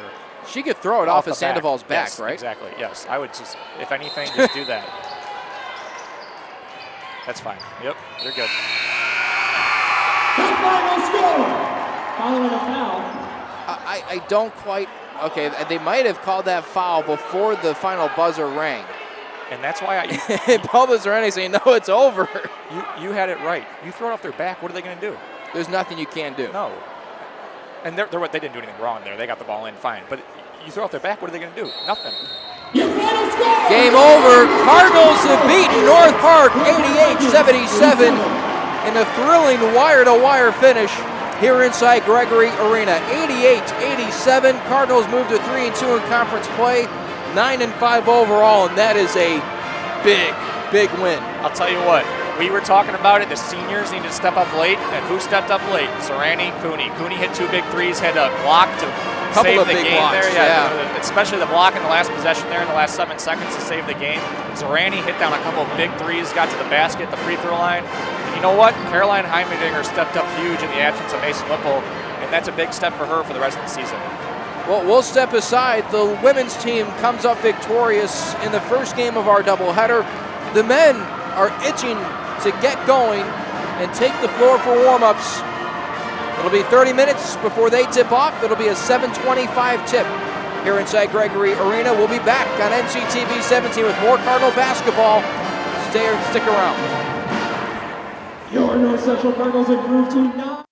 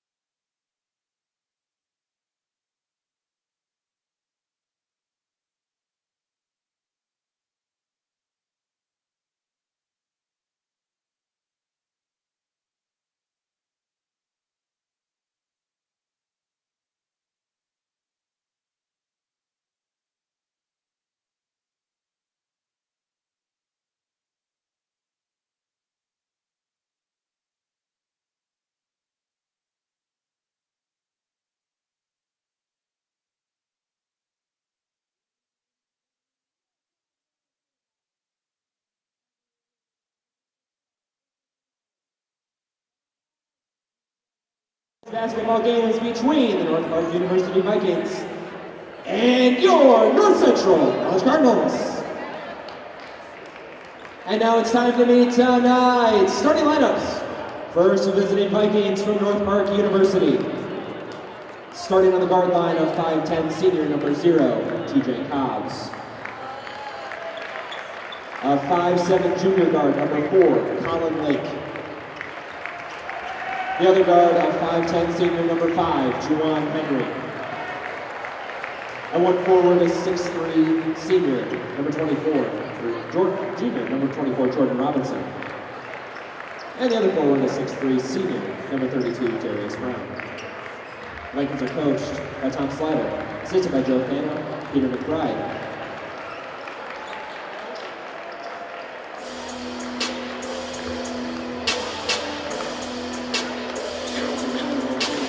And now, the starting lineup for your North Central College Cardinals. At one guard, a 6'2" sophomore, number 2, Tommy Cole. A 6' senior guard from Springfield, number 10, Jagger Anderson. A 6'3" sophomore guard from Freeport, number 11, Edith Shea. A 6'2" junior guard from Chicago, number 34, Erwin Henry. And from Tonga, a 6'8" junior forward, number 44, Alex Sorensen. The Cardinals are coached by Todd Raylan, assisted by Steve Schweer, Aaron Tickness, and Vince Kamek. The faculty mentors are John Madormo and John Mueller. We've had one win tonight. Let's see if North Central can corral a second against North Park University this evening. A fresh 20 minutes up on the clock. The second game of our doubleheader starts in a moment. The Vikings and the Cardinals in the men's matchup tonight. Welcome back to NCTV 17. Kevin Jackman, Eric Gruber.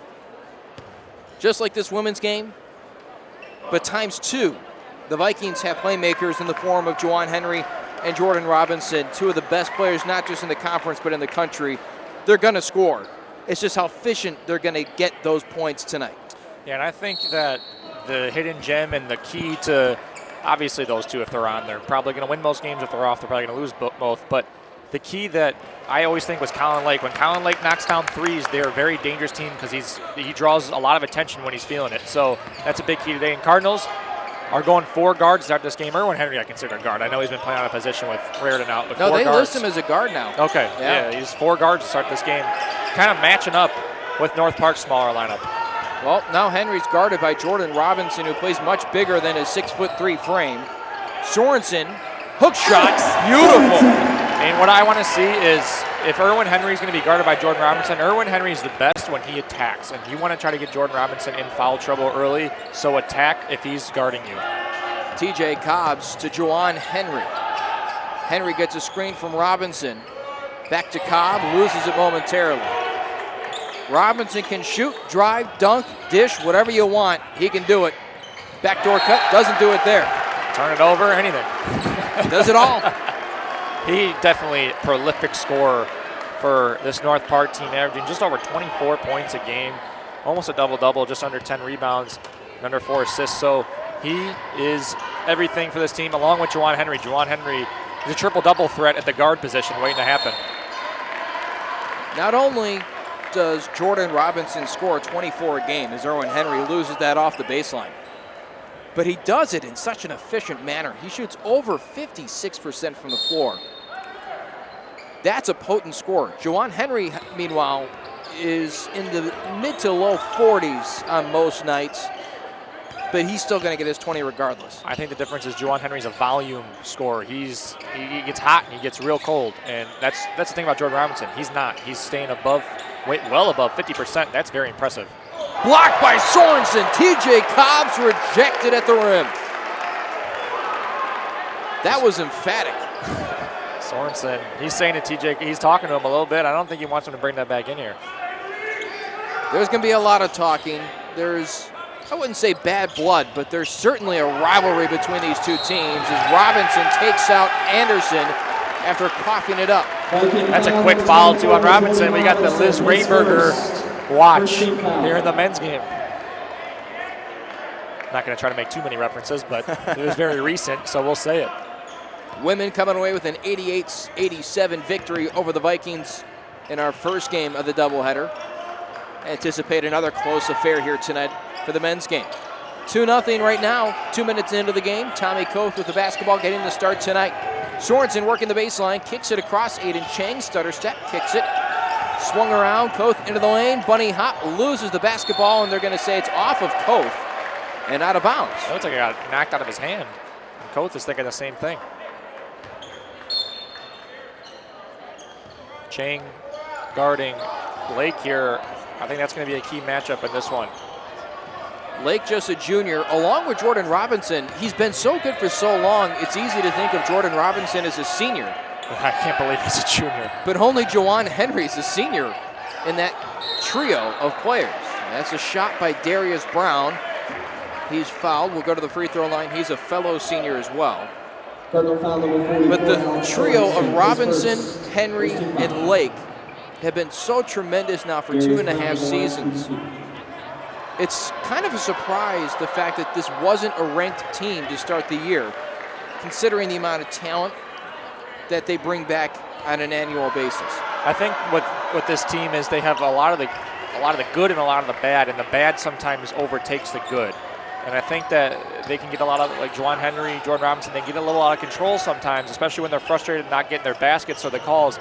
They get out of control sometimes. And I think that's been the difference this year, I'm assuming, is they've really kept it under control a lot more this year and are scoring at a much more efficient rate. Sorensen rolls to the basket, count the bucket in one. TJ Cobbs tried to take the charge.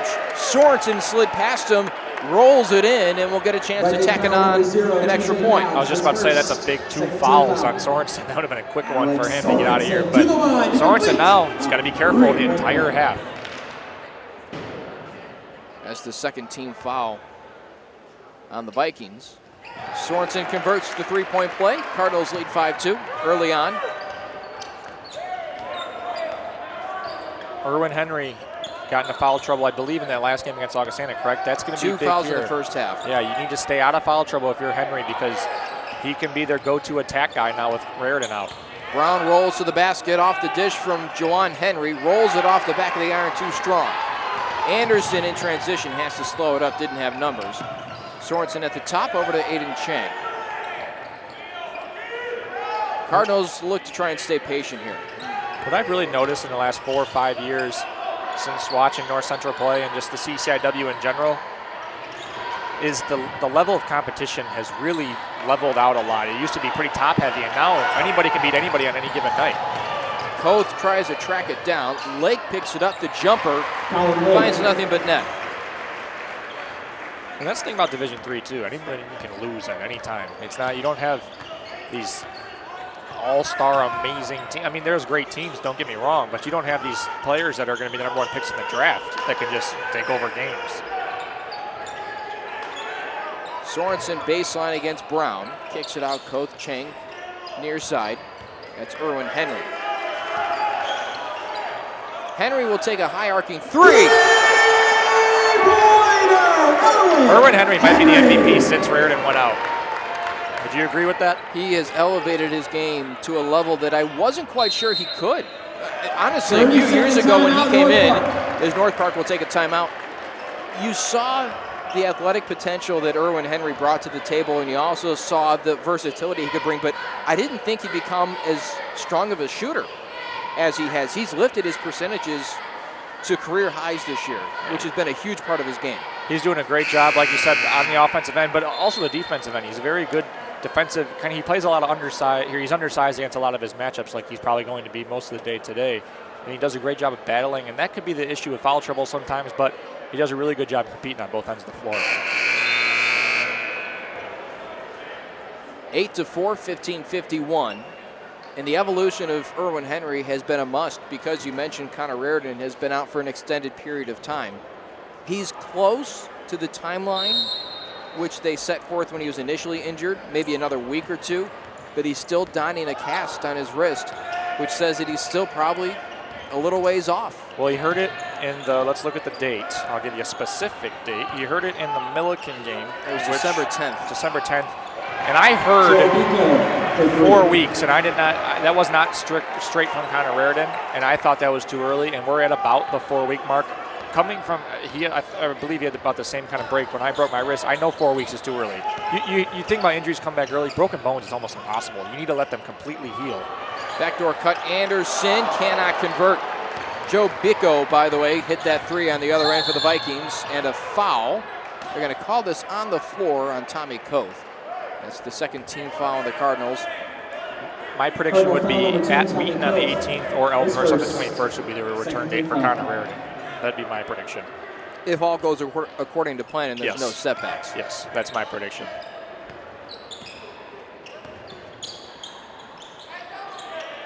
Jordan Robinson over to TJ Cobbs, to Colin Lakes, to Juwan Henry.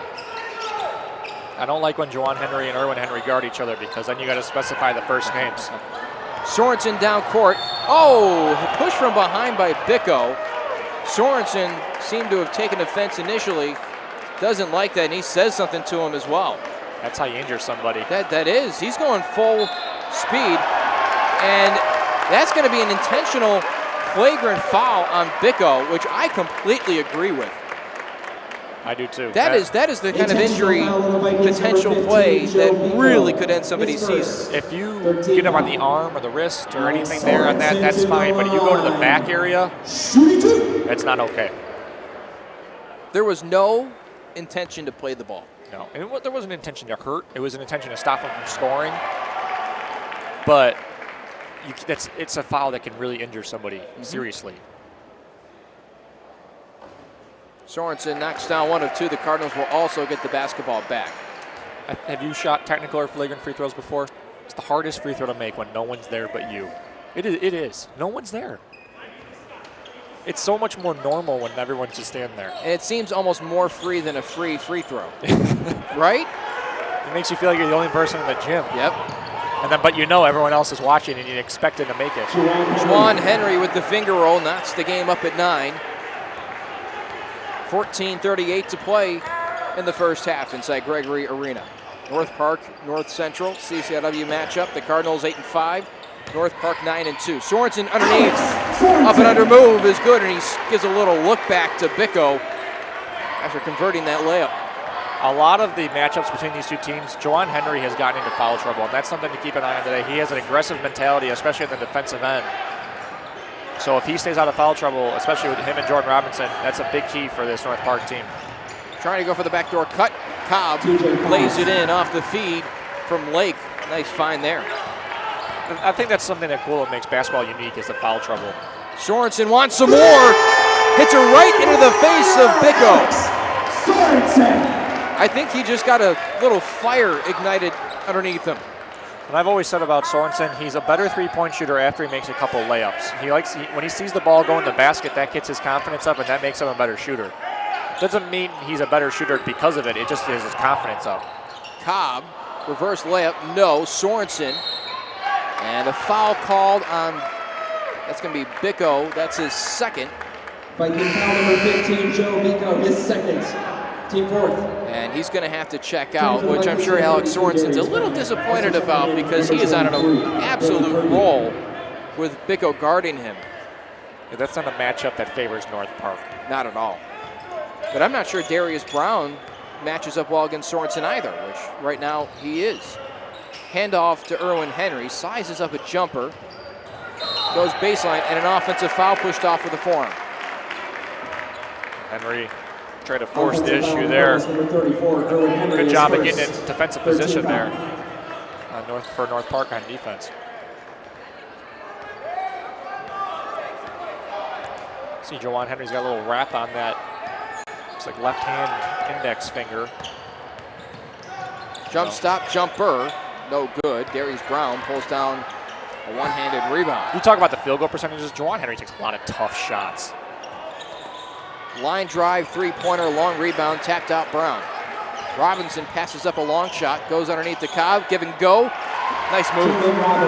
The tough shots, I think, are bringing his field goal percentage down, and that is probably why he's in the lower 40s, but he makes a lot of those tough shots, and that's what makes him dangerous. The shots you go, oh yeah, we want you to take that, go in. Chang with the shot fake. Juwan Henry tried to undercut. And he hits the jumper from 15 feet away. Cardinals off to a good start here early on. Not much stoppage in play in this game. A lot of pretty clean games so far. Robinson give and go with Cobb, except the other way around this time. That's the problem there for Sorensen. He can't really do anything about that. He's got to put his hands straight up and not foul. Well, Robinson was playing the point forward on that possession. Near side with Tommy Koth. Make that, yep, that's Tommy Koth. I called him Matt Koth about 15 times the other day. I apologize to both Tommy and the Koth family. Matt Koth is, Matt Koth, I'm confused. Matt Koth, great athlete soccer here. player, yeah. Great athlete. Robinson able to steal it away from Anderson, who poked it away initially. Give and go again with Cobb, and Robinson converts again. 17-16. Jordan Robinson's a different type of D3 player. You don't see a lot of players at his size that can play the type of game that he plays. He's a complete player at 6'3". Chambers getting ready to check in. First substitution, we're almost 9 minutes in.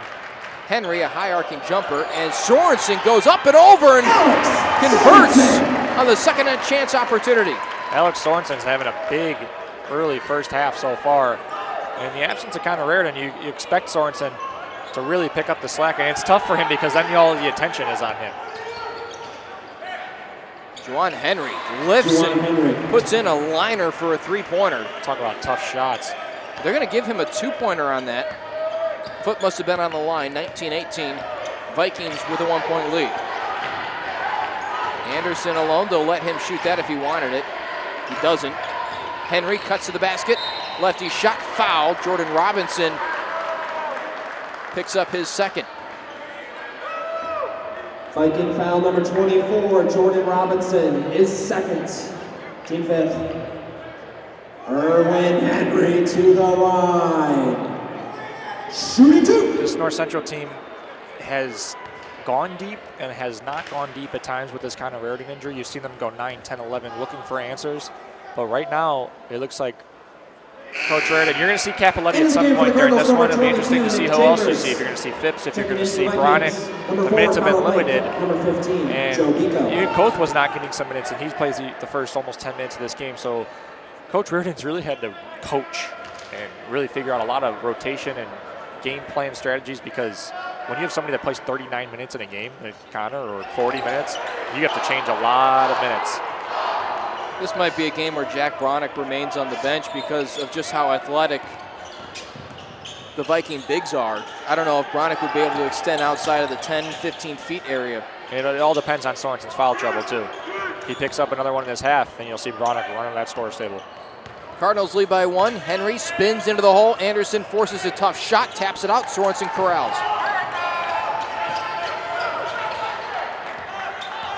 And Pete Sorensen trots by.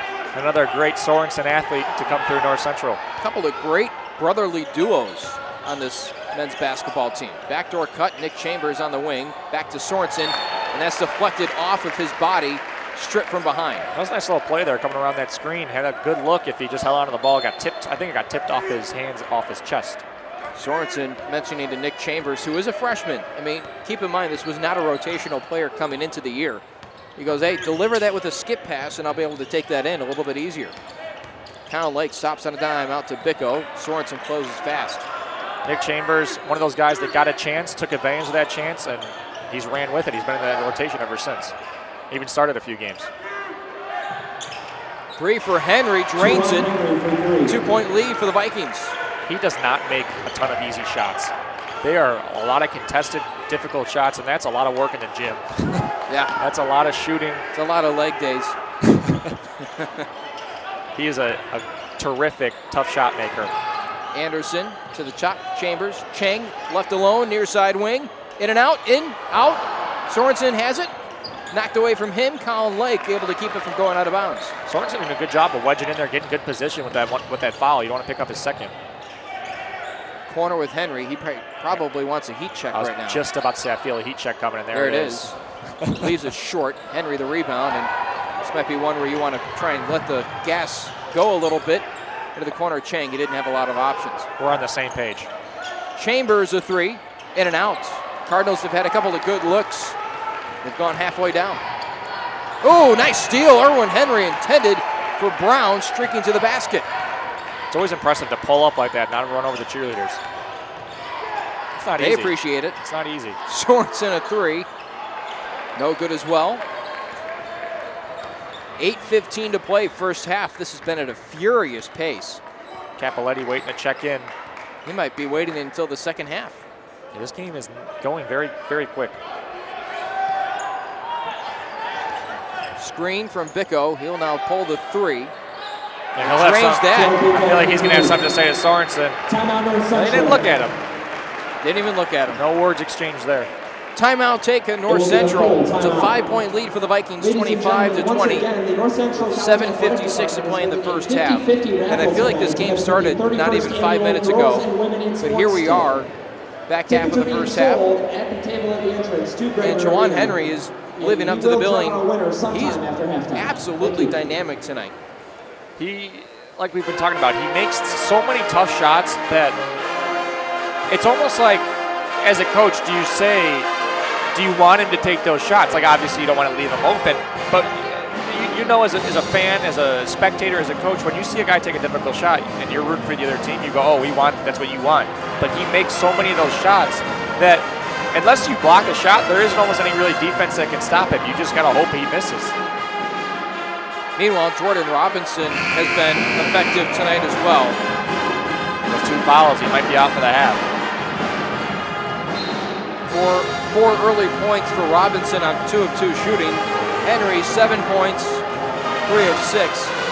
For the Cardinals, Alex Sorensen has been phenomenal. 5 of 6 from the field, a 3-pointer, a couple of free throws, and 5 rebounds. He does have the personal foul. And 2 offensive rebounds. He looks like he's doing a good job, even if he doesn't get the rebound, causing some havoc in there. Erwin Henry, 5 points. Aiden Chang rounds out the scoring with 2 points to this point. Matt Capoletti will check in, another freshman who has made an immediate impact on this North Central team. He joins the floor, and there's Jack Bronick and Jaquan Phipps all check in. Almost a line change. We've seen that before at the Gregory Arena, haven't we? We have, just a few times, I think, earlier today. Aiden Chang gets a rare breather. Phipps off the glass, can't get the friendly roll ball. Into the hands of Colin Lake. And now you have Bronick, Phipps, and Anderson out there. That's 3 guys that are not going to stretch the floor and shoot 3. So what does North Park do? They go into a 2-3. Anderson working up against Brown. That's a mismatch. I understand this zone for North Park. I completely agree with it. North Central's going to have to try to work the ball inside like they are right now. Bronick had a little jumper from 5 feet away. Right side of the rim. That's, the proximity to the rim, you think that's an easy shot, but that requires so much touch. It looks like it should be automatic, but it is much more difficult than it seems. I know this is a little off topic, but I just want to point out Vince Kmick. I like the look on the bench today with the matching, I guess you call it blazer, sport jacket with the bow tie. Best dressed out here. A maroon sports blazer, a little black bow tie. But North Central men's colors, not North Central colors. Correct. Banked home, and that's the big fella, Dyron Woods. North Park's quietly pulling away a little bit here in this quick first half. Capoletti stuck on the baseline, kicks it out. Anderson, he'll take the 3. He drains it. He took that with conviction. Not a good 3-point shooter. He makes that one right there. It's a big shot. You see Erwin Henry and Koth and now Chang coming to the scorer's table. That's your shooting lineup. Sorensen remains on the bench for now. That's the please go man on us lineup. We don't want to be in we don't want you to be in your zone. Lake will pull up off the feet from Henry. Lake for 3. This North Park team coming off a loss to Carthage. They don't want to lose 2 in a row. They're ranked 10th in the country. They don't want to drop too far because they already know they're going to drop a little bit.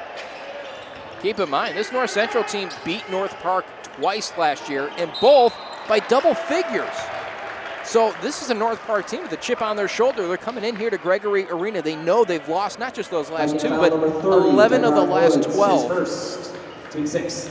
you got to play with a little bit more aggression, and right now they are. And I think I can attest for it. If anybody wants to go back and check the archives on this one, I think I know when North Park's turnaround happened, and that was, I believe it was 2 years ago. They played North Central. They were 0-6 in conference, and North Central was ranked, and they blew North Central out of the gym at North Park. And since then, I think they won 6 or 7 in a row and almost made the conference tournament. And ever since then, they have really been a team to be reckoned with in the CCIW. I think they won by about 30. And I know you're gonna check me. But that was, in my mind, the turnaround for North Park. North Park lost by 24 in their first meeting that year and then won by 10. It may have felt like more because North Central was a very highly ranked team. I think, maybe it was 3 years ago then. We'll go back to the other one. We're going to go back to the other one. We'll check it out. Near side, cut to Juwan Henry. He fades away from the basket. Henry in space, 10 seconds on the clock. Tied up, Tommy Koth forcing the issue. And yeah, 3 years ago, North Park came into Naperville and won 82-54. Now, if I'm not mistaken, Juwan Henry should be the only member of the current team, and he is right there. Joe Bicco also was in that game. He started that game, but Juwan Henry, 10 points, second on his team. And then there was, I think, if you go to look at the 2 years ago, I want to check one out after this possession. We'll look at it. Bronick the board after the miss, he cleans it up. There was a game at North Park where North Park just went absolutely insane. And that was the game. I understand they beat them 3 years ago, but that was the game where I noticed, and it looked like a completely different basketball team. The confidence level's there, and it was just hard to believe how well they were playing. That's Jaquan Phipps picking up the foul. Cardinal foul number 4, Jaquan Phipps, his first, fourth team foul. There it is, and it's the first half. I remember that. They scored 52 points in the first half. They beat them by 24, so it seemed like 30, I guess. And North Central came in 14-3. And North Park came was in 0-6 in conference. I was right on the money with the 0-6, but I think they reeled off about 6 in a row. North Park did after that, right around that, and competed for the conference tournament. And that last game that you were talking about at North Central, when North Central beat them by 10, that was the game to get to the conference tournament. Under 5 to play, Lake up against Koth, pulls a 3. It's going to be well short. Bronick the rebound. Sorensen been out for quite a bit here. Bronick doing a good job holding on the fort. This North Central team's got to get that offense going. They're starting to get their stops. Got to get it going on the offensive end to see if Erwin Henry begins to attack. There's Sorensen as Koth gets it poked away. Lake bump from behind, no foul called. And right now, North Park on a bit of a roll. They lead by 7 with 4 minutes to play. Into the hands of Henry. Henry gets a screen from Bronick. Backdoor pass. Bronick strong to the glass and good. Jack Bronick has, I feel like every time he's come in the game, he's given them solid minutes, especially here at home.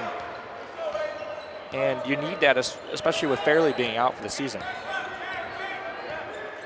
There was an issue early on, maybe not an issue, but just immaturity or not quite fully aware, but Bronick seemed to shy away from contact in the post. He has almost embraced it in the last few weeks with his new role as that next man up, that big guy off the bench. Capoletti, far side, cuts, tries to get past Erwin Henry.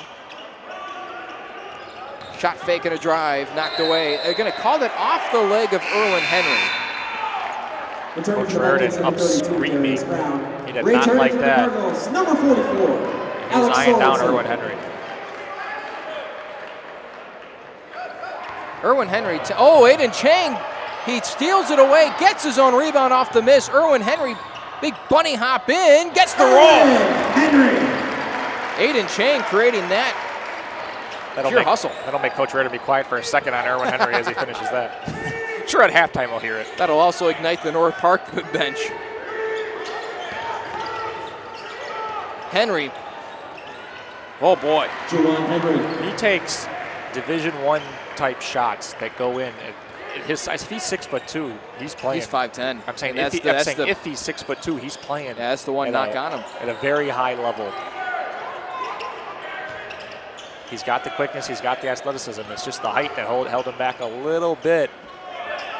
Koth down low, Sorensen, who checked in a moment ago. Double team, Lake right there on the baseline. Henry down low, Koth puts it in. Nice feed from Henry. Great pass, and Henry gets yelled at, then makes a layup and finds Koth right underneath. Coach Reardon did his job. Still a 3-point game, 2:07 to play first half. Lake, drive to the basket, cutting Cobb. Brown, stymied, and a blocking foul on Capoletti. He didn't even leave the ground. Jordan Robinson's been out for the last 10, 11 minutes, and North Park's still going to maybe go into this half with a lead. Looks like Brown got hit on the side of the head. Capoletti will go to the bench, and a timeout taken with Brown shaken up on the floor. North Park will take a quick breather, leading 36-31 with 2:01 to play. It's a 30-second timeout. North Park with 16 fouls, the Cardinals with 5. This North Central team, it's, I hate to bring it up, it's like the Liz Rayberger thing. You've had Robinson out almost most of the half, and you're struggling right now. When he comes back, it's going to be a little scary. He brings a different dimension up and down the floor that right now you don't have to account for. You have a chance right now to focus on Juwan Henry, and he's still hurting you in a lot of different ways. From deep, cutting to the basket, creating space. Jordan Henry's combine their names. Juwan Henry's a very streaky shooter too. So all you need is to get him off a little bit. But right now, he's not off at all. When he's playing with confidence, he's maybe the best player in the conference and maybe one of the best in the country, Juwan Henry. Brown hit the shot. Here's the attempt to make it a 3-point play. Only Juwan Henry's in there to rebound, and Sorensen hands off to Anderson, and here the Cardinals come on the offensive end.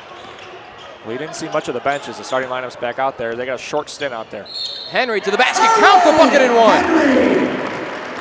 You want to see Erwin Henry starting to attack more. That's the best part of his game.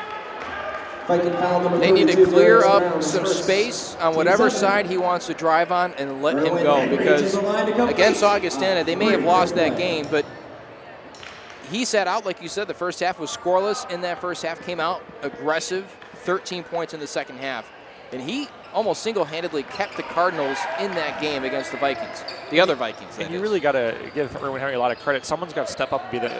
Alex Sorensen is the best scorer, or one of the best scorers on this team, but he's not a ball handler. Connor Raridan's a ball handler. So you got to have somebody step up and be a primary ball handler to take it to the basket, and Erwin Henry's taking on that challenge.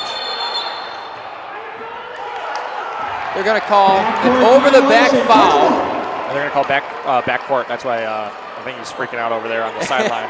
And the coach right now for North Park, Tom Slider, he came out onto the floor, and I believe he's been warned before by that same referee. So when the referee made the call, he sprinted over and said, "You don't get back in the box. I'm sorry, coach, but you're going to get teed." I would like to see how Coach Reardon react to that one. Because when Coach Reardon gets up, he's getting up. He's not up just to stand. I'm talking about with officials, not to his players. Outside Anderson, he'll take again. He's hit once, can't hit again. Sorensen the offensive board. He's stuck. Sorensen Cardinals will great reset. job inside so far in this one.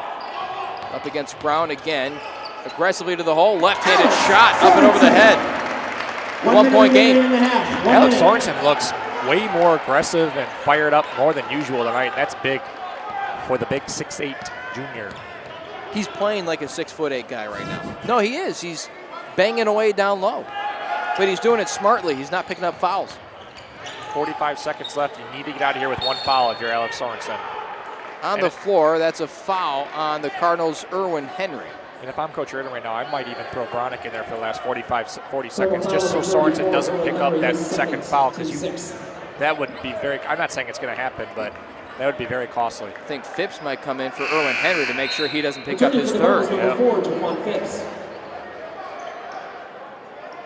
He does. Henry will take a quick breather on the bench. New shot clock for the Vikings. There's a 10-second difference between the game clock and the shot clock. I'm wondering what they're going to do in the second half, if they're going to try to go Jordan Robinson at the 5 so that draws Alex Sorensen out of the paint. Because obviously right now that's not really an option with them having those 2 fouls. Henry pulls up 3. That's the side of the backboard. Not even close. Oh, yeah. Anderson didn't anticipate a defender being right there. Coach Reardon screaming at his team, 1 shot, pointing at the clock. You guys don't need to. You don't need to run like that. Just relax, take 1 shot, don't get another possession. A bad shot in the final shot's better than a good shot missing it and the other team getting the possession. And there it is. Coach Reardon heard me. Bronick will check in. Sorensen to the bench. Returning for the Cardinals, number 54, Jack Bronick. Hey, you keep a rim protector in there, but you also get your most valuable player, your most valuable 2 players, Henry and Sorensen, to the bench and out of harm's way. 12 seconds on the clock. A great move by him to get him out. You don't want that. I'm not saying it's going to happen, but you don't want to even have a chance at that second foul. 6 seconds. Brown to Lake. Lake can pull from anywhere. Koth challenges. Good. Whoa! Fouls him on the 3-point attempt. And Lake will go to the line for 3. Coach Reardon's kicking his leg out, saying that's exactly what Lake did to flop for that one. Yeah, he spread out.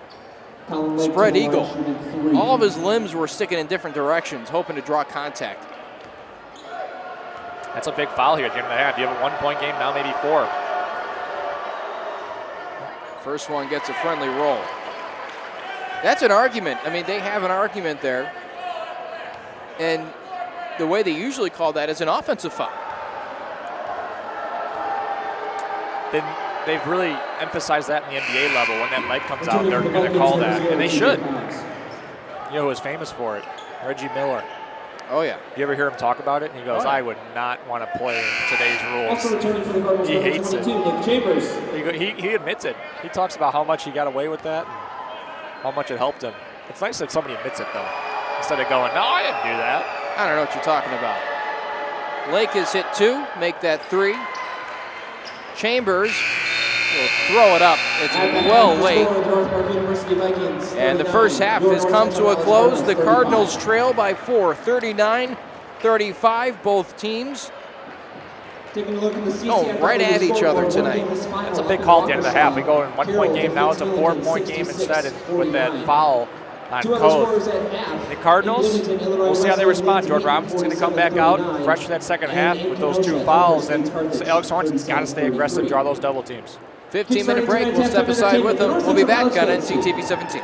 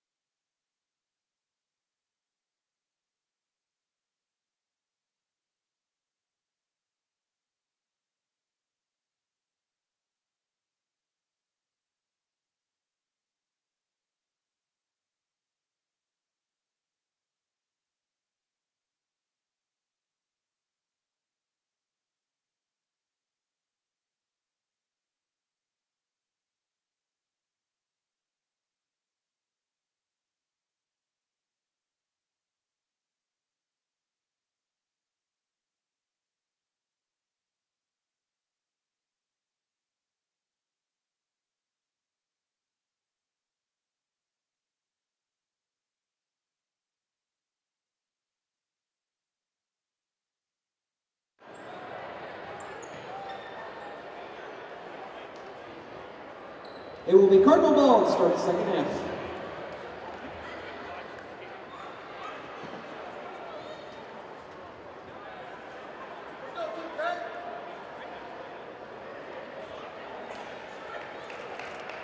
What an exciting first half of action here from Gregory Arena. 39-35.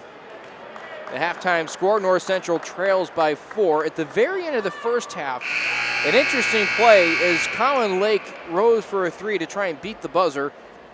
Stuck his leg out. Tommy Koth happened to rush it on his way by, defending the shot. That resulted in a foul called, and 3 free throws for Lake. He sunk all 3 to make it a 4-point game. If that hadn't have happened, it would have been a 1-point game. But as it stands, Cardinals trail by 2 possessions. Back for the second half on NCTV 17. Kevin Jackman, Eric Gruber here inside Gregory Arena. Jagger Anderson takes what equates to a free throw. Tommy Koth the rebound. Erwin Henry will reset the offense and allow everybody to get situated. See Jordan Robinson on Alex Sorensen. Get the ball, Alex Sorensen. Make Jordan Robinson guard him with those 2 fouls. Also, Erwin Henry has Darius Brown on him. That looks like a size mismatch for Brown, but also a speed mismatch for Erwin Henry. I can tell you that did not feel good. Yeah, he's shaking it right now. He felt right on his back, and I just hold his hand a little bit. That did not First feel team foul, good. second half. Erwin Henry to the line. Shooting 2. Henry to the line. He took 1 trip there in the first half, sunk a pair. His first is true as well. Henry shooting 75% from the free throw line this year. That's a marked improvement over years past. If I'm not mistaken, in the past he has never shot over 70% over the course of a full year. Exception of Connor Raridan, this North Central men's team also has struggled from the free throw line in past years. The Raridans, in general, are good at the line.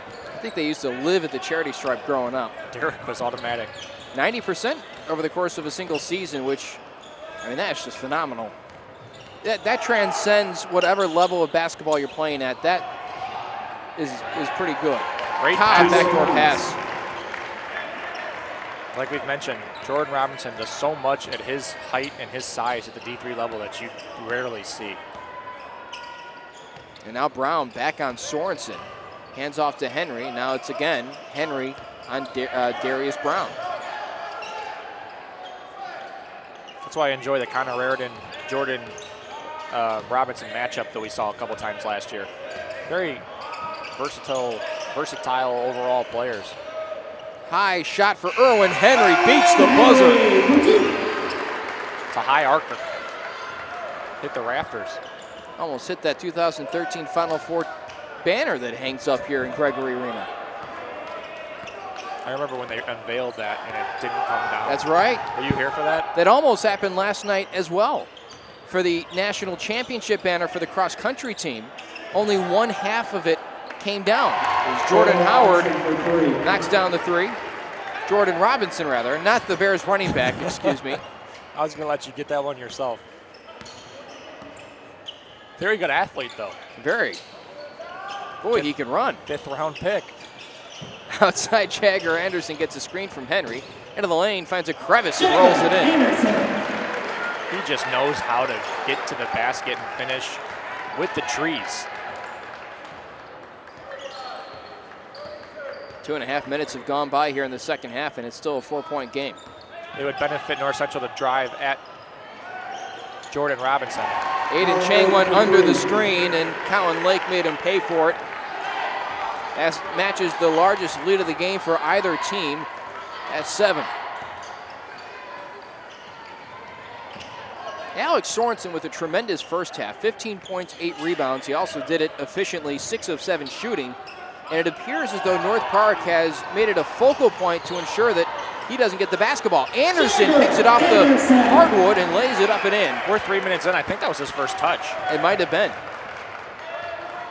Coach Reardon likes that persistence, though, going after that loose ball, finishing right away with it. To the elbow with Darius Brown. Outside Lake. Lake gets a screen. And looking for the same contact that he drew in the first half. The 3 by Cobb is good. And it's an 8-point game. Colin Lake. Didn't get the benefit of the doubt on that one. That one actually, he was probably more so fouled than the one at the end of the first half. TJ Cobbs from 3 on the season, that was his second make. Comes at a good time. Batted up in the air by Juwan Henry. Tommy Koth swats it away, but Henry right there to recover it. Near side Cobb, can he hit his third? He passes that opportunity up. Checks down to Brown. Poked away by Koth. Persistent, but he picks up a foul. Personal foul number 2, Tommy Koth, his third. Interesting to see how Coach First Raritan team foul handles second his half. bench here in this second half. Maybe looking for a spark with Chambers knocking down some threes. But this team, they've really been trading baskets. It's been about a 6-7 point game. I mean, they cut it to 1 at the end of that half, but other than that, it's been about a 6-7 point game for a while. Big difference right now is 3-point shooting. In and out, no good. Anderson the board. 7 3-point shots for North Park, only 3 for North Central. As Anderson sidesteps, skips it out. Sorensen passes it up, scoops, cannot score. Recovers his own rebound, goes right back up, can't get it again. Hits the deck, and now the Cardinals are down a man. Juwan Henry up against Koth, takes it to the rim and lays it in. North Park wants to run, and that's what they had the opportunity there. Juwan Henry is the best, Timeout, maybe the North best in the Central, conference in full timeout. transition, and he can finish with the best of them. 10-point game. It almost feels like it's not North Central playing poorly, it's just North Park playing really well right now. North Central, it seems like they're getting pretty good looks on the offensive end. Like you saw, Sorensen's been great all game, but he didn't finish those 2 down there. But they've been getting good looks. Anderson got the rim a couple times. They're just not getting stops right now on the defensive end. And Jordan Robinson back in the game has a lot to do with that. It does. Erwin Henry, 12 points. He's got 7 here in the second half. Just under 5 minutes gone by. Sorensen is already almost a rebound away from a double-double. For North Park, 2 assist men have emerged, and it's Juwan Henry and Jordan Robinson, both with 4 assists. And when you dominate the ball as much as they do, you're going to get those assists. And Colin Lake has had a good game as well. He's got 13 points, and like you mentioned Colin Lake already, but what I said at the beginning of the game, when he plays well, that's the most scary to me, because you know Juwan Henry and Jordan Robinson are going to play well, but Colin Lake is that X factor for me. This is the most balanced I've seen North Park play for 2.5 years. Right now, Lake, the leading scorer. Henry there with 11. Cobbs is there with 9. And you would maybe assume you hear Lake's leading scorer, you go, oh, they're losing. They're not playing well. Juwan Henry and Jordan Robinson aren't making. But they're setting up Lake because they're getting all the attention. And then Jordan Robinson's 3 for 3. You talking about his field goal percentage early. He doesn't take bad shots. Well, at least not many, I don't think. Back to the action. Anderson teased on the outside to try and take that 3. Wouldn't take the bait. Matt Koth now matched up on Jordan Robinson. On the baseline, it's Aiden Chang. Henry wide open underneath the basket, and nobody could find him. Lost it going up off the glass. Henry pulls down the rebound and gets caught on top of Colin Lake, who will pick up the foul. Nothing Lake could do there.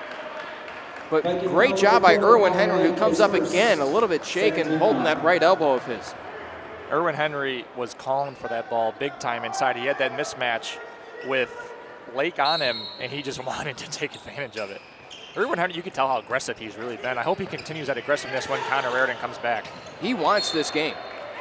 He wants to win. He really embraces the challenge. He knows someone needs to step up on that perimeter to drive and score the basketball, and he wants to do that. It's not everybody wants that challenge. Aiden Chang down low Sorensen, and is that a kicking foul? And that little trip, I think. It is a foul, yeah. And Yeah. Darius Brown. A knee. Yeah, that was the ref signal, a knee, but a 13 foul. I don't see that very often. little too much contact. Koth off the screen, wants Sorensen on the block. Lake right there shadowing Sorensen. That was a flop. Koth in the middle, floats it up and in. I'll tell you what, Tommy Koth does really well? He finds that open lane and cuts to the basket and just finds the little pockets inside to get those easy looks. He's like a wide receiver in football that finds a soft spot in the defense and sits down. And I've played basketball with his brother Matt, same thing. It's a Koth thing. Smart athletes. Interesting. Aiden Chang out ahead of the play, and Juwan Henry picks up the foul. Got a large portion of Aiden Chang's hand. That's Juwan Henry's first, and the team's fourth already with 13:57 to play in the second half. I've asked Matt Koth who wins on one-on-one because Matt's older. Matt played in high school. He didn't give a definitive answer. That was interesting. Older brothers never do if they're getting beat. Matt Koth might be the nicest kid you ever meet. So he was somebody I expect to say Tommy. And he didn't go Tommy right away. Chang knocks down the first and drains a pair. Matt Koth, a terrific soccer player in 4 years here with the Cardinal program. Leading scorer, I believe, for 2 out of his final 3 seasons. Started as a defender here at North Central. Moved to midfielder and led the team in goals. 8-point game, 54-46, under 14 to play. Can't trade baskets now if you're North Central. You got to get stops down here. Aiden Chang has to keep going over those screens to stop Lake from taking easy threes. Sorensen stuck on Lake right now, up and under. He did not get it off. Shot clock violation. Turn them off. Good job by North Central. Well, the referees made it pretty sure that everybody knew exactly what the call was. It was a very good job by North Central to make him put the ball on the floor and drive because that's where they want that settle for that 3. That's Sorensen right there, extending himself beyond just the post and guarding Lake on the perimeter. And Sorensen knew he wasn't going to stay with him, just make him drive. Yeah.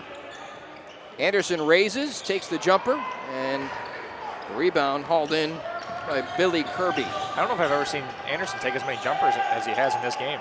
Robinson cannot connect. Yeah, Anderson seems confident. He does. He's not tentative in taking some of these shots. Henry outside Chang. Koth gets blown up on the screen, but Chang able to lay it in off the baseline. 6-point affair. North Central, and here comes a timeout. Coach Slider not happy. He's a very emotional coach. I love him. I love watching him on the sideline. That'll be a full timeout. Ladies and gentlemen, get your got a very 50-50 talented raffle team, tickets too. out. Yes, he does. We have a winner. He's done a great job with them. The person holding ticket number They've come a long way. 035. A lot of raw potential. 1. And he's 9. rounded this group Again, that number 035. into a formidable bunch that 7, are now 1, 9. obviously on the national stage, considered one of the best 25 teams in the country.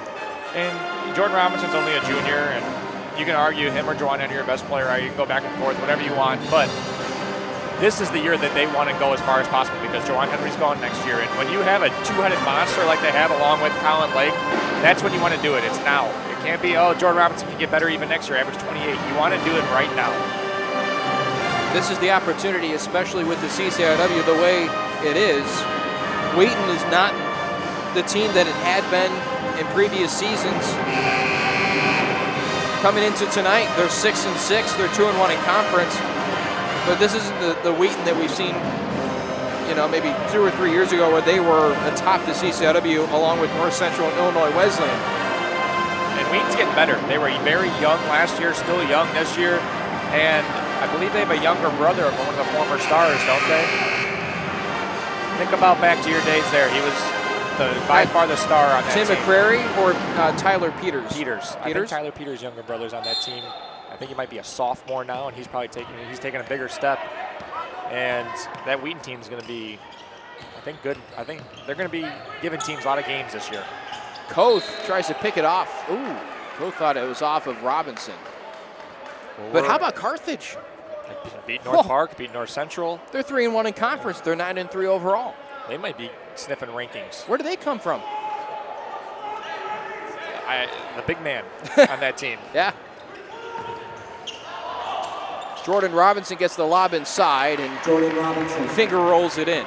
That's a nice play, and a set off the baseline for the Vikings, pushes the lead back to 8.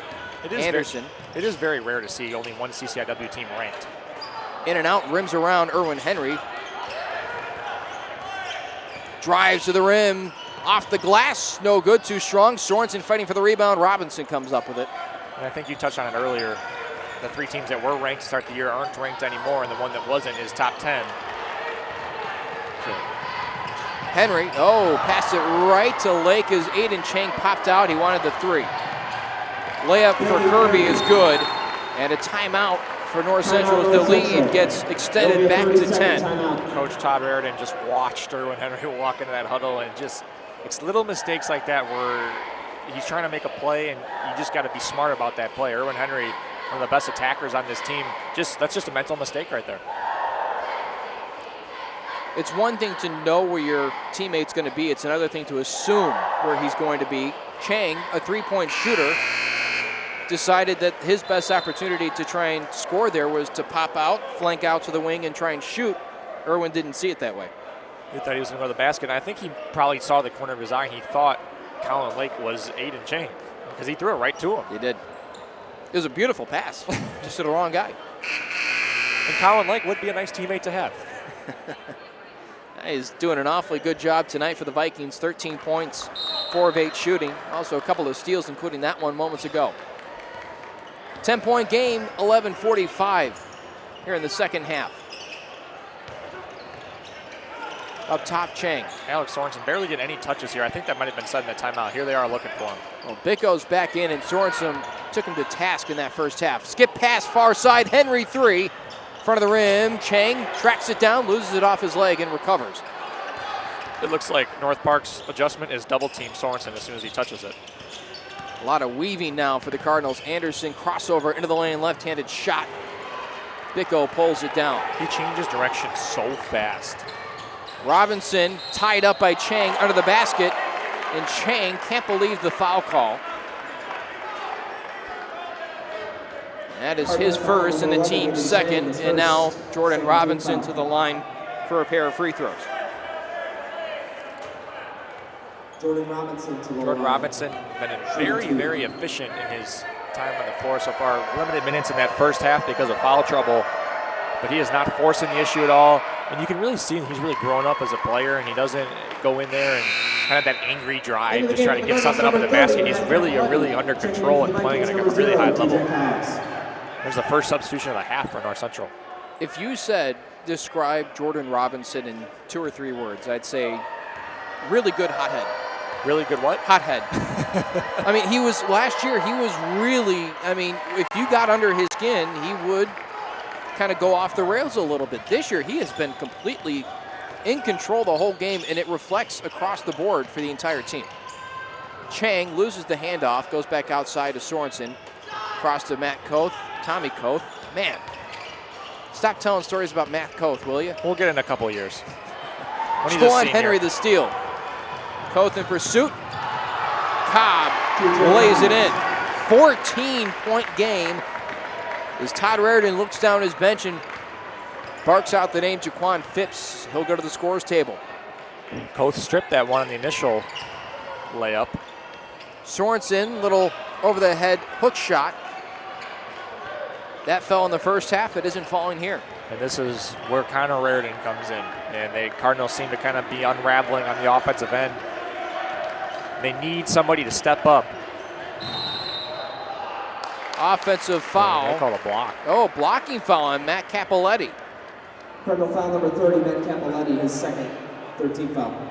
Nick Chambers also rises from the bench. He'll check in a moment.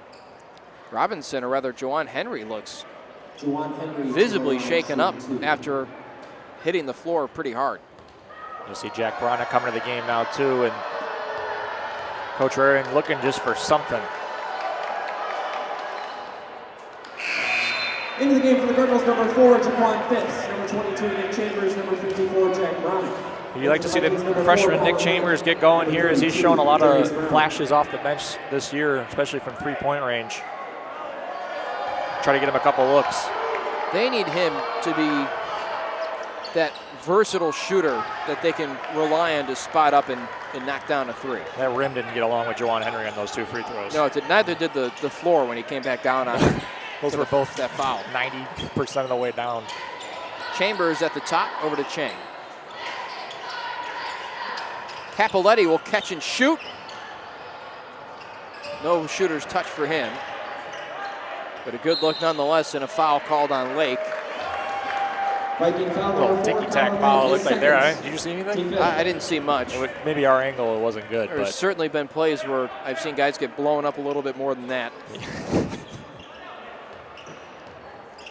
But again, we're not. I mean, we're up here in the rafters, first row, not quite as close as the referees. that was right in front of the ref too. Backdoor cut. Aiden Chang couldn't do anything with it. Now goes to work up against Jawan Henry. Off the glass, can't get the ball in the hoop, but does draw the whistle. When was the last field goal for the Cardinals? It's been 3, 4, 5 minutes at least. It's been a long time. It seems like at least. To the line. Shooting 2.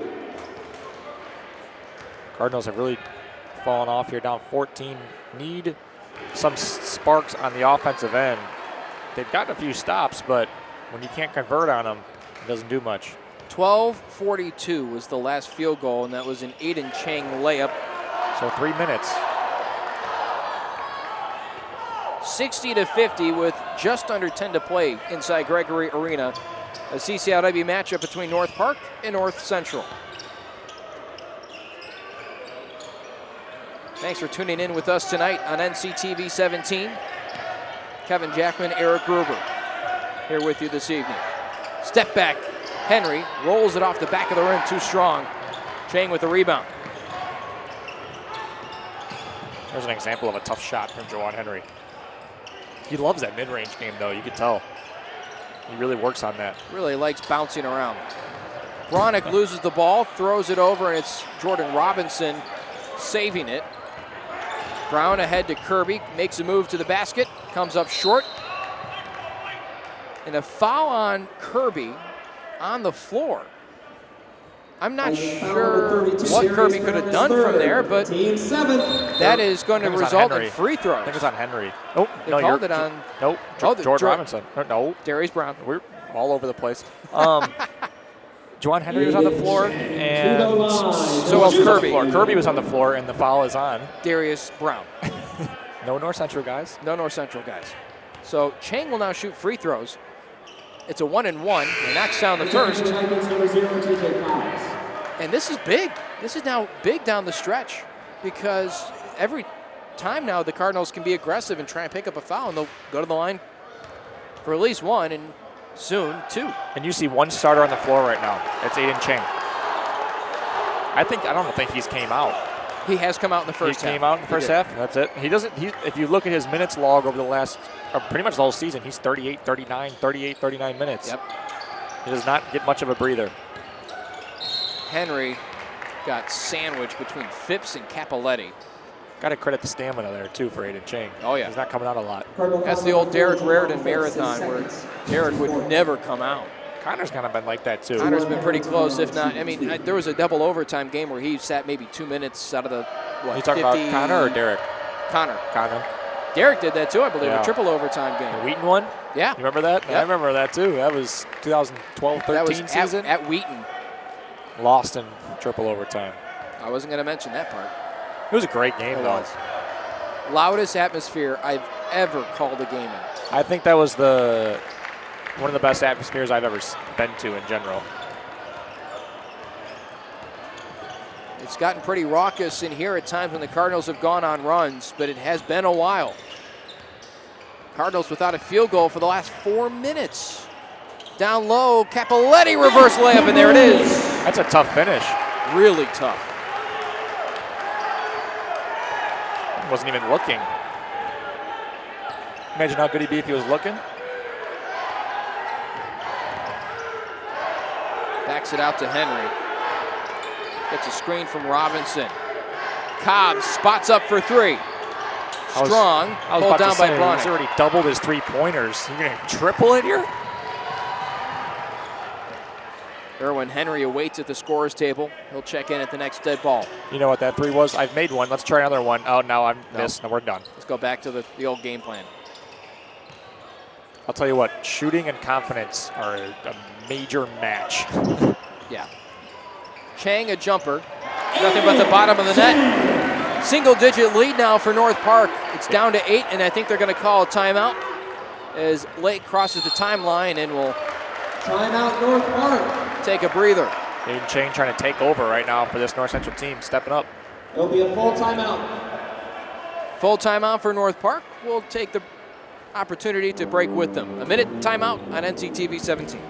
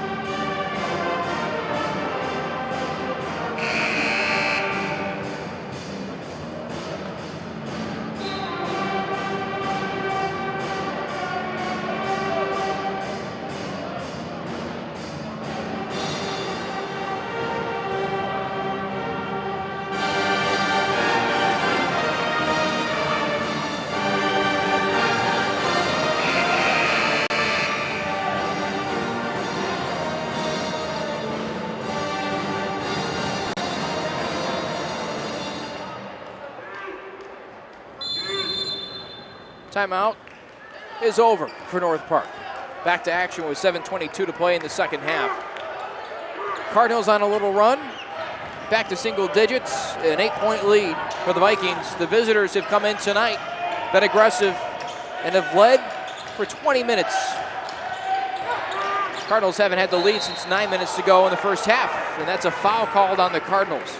See Erwin Henry back in the game now, and Sorensen are going to be back in after this first free throw. So Coach Raritan starting to get his starters worked back in the game, and now Aiden Chang has checked out. Team fifth. Jordan Robinson to the line shooting Very 2. rare break. Foul called on Jack Bronick. That's the team's 5th.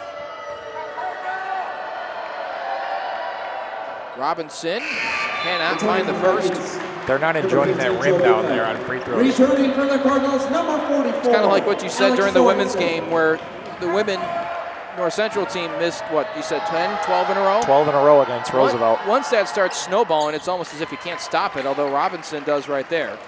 And when you talk about shooting and confidence, the thing that amazes me is to see some of these NBA guys, DeAndre Jordan, for example, shooting 30, 40%. You know at practice they can make 30 in a row. They're in the NBA. And then it gets out in the game and everything changes. And that's going to be 3 on Jordan Robinson, correct? That might have been on Cobb.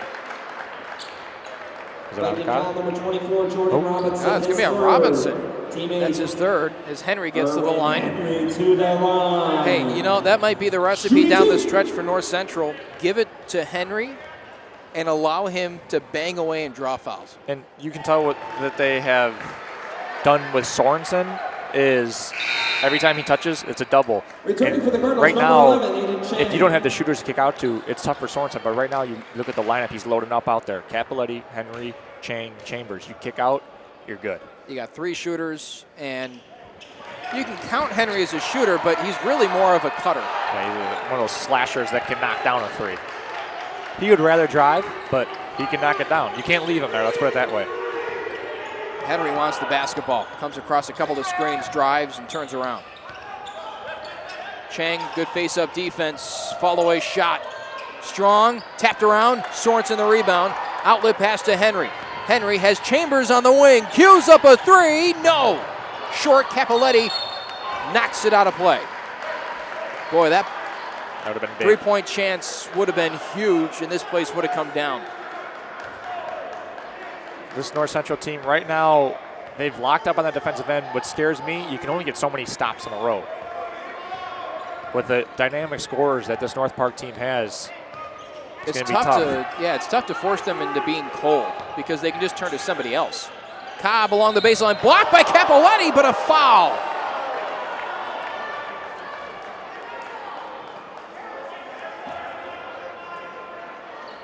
Cardinal foul number 30, Matt Capoletti is 3rd, team 6th. Tough call. TJ Cobbs to the line shooting 2. Is that how you would like to describe it? I'm going to bite my tongue on that one. Cobb to the free throw line for Let's call 2. it basketball. Sure. This is the first, and Capoletti with a little fist pump. Ball doesn't lie, does it? Sometimes. Returning for the Cardinals, number 2, Tommy Code. Chambers comes out, Koth stays in. Or does he? Yes, he does. And now his teammates are signaling him to come back across midcourt. So Cobb splits a pair, it's back to 8. And Matt Koth will run point. Chang, Capoletti, Sorensen, Henry. The lineup right now. Henry with it near side. Outside Tommy Koth. Little jumper in the lane, Sorensen. That's going to drive you nuts all year. Yes, it is. Yes, it is. 4 years of calling soccer games. It leaves an imprint in the brain. You need to forget Matt Koth ever played here. Robinson, the 3, misses long, and now Koth, the long outlet to Sorensen. Rolls it in, count the bucket and 1! Robinson the foul, that's his 4th personal foul, and Sorensen has a chance to cut the lead in half and down to 3. Correct me if I'm wrong, but I think that's Sorensen's first points of the half. It would be. For the Vikings, number 32, Darius Brown. Also returning for the Vikings, number 20. Robinson has to come out. That's his 4th with 5.5 to play. He's seriously unhappy with that call. Did not feel like he invaded Sorensen's space, but picked up the whistle anyways. You know what? He's unhappy, but he is a lot, like you've said, he's a lot different than he used to be. He is really under control and keeping his composure. And you see him on the bench nodding, listening to his coach. He's nothing's going on with him anymore. And he's not a hothead anymore. It's really good to see. Obviously, he's on the opposing team as Lake buries a 3 in the face of Tommy Koth. I know he's on the opposing team, but it's really fun to watch. Yes. One of the better players in the country is a very tough player to guard and now becoming a very tough guy to get off his track mentally. Erwin Henry with the answer on the other end. The answer, and Erwin Henry smiling, trying to compete as Colin Lake has a word with the official as he dribbles it up. By the way, Steve Schweer, the assistant coach on the bench, sitting right next to Todd Reardon. When Lake hit that 3, he went absolutely berserk because right now he's the one guy you can't let him shoot. 16 points tonight. That includes 4 threes. They're just looking for him right now. They want. Here's the release again, off right side of the rim. Capoletti the board. Henry now to Koth. I don't know if I agree with that possession by North Park. Get the ball in Juwan Henry's hands. Let him create for Colin Lake. Henry will take it again. No. Position by Kirby, pulls down the board. And that's what they're going to do this time. Get the ball into Juwan Henry's hands. Let him create. 4 minutes to play, and North Park will take a timeout. It'll be a full timeout. We'll be back in a minute on NCTV 17.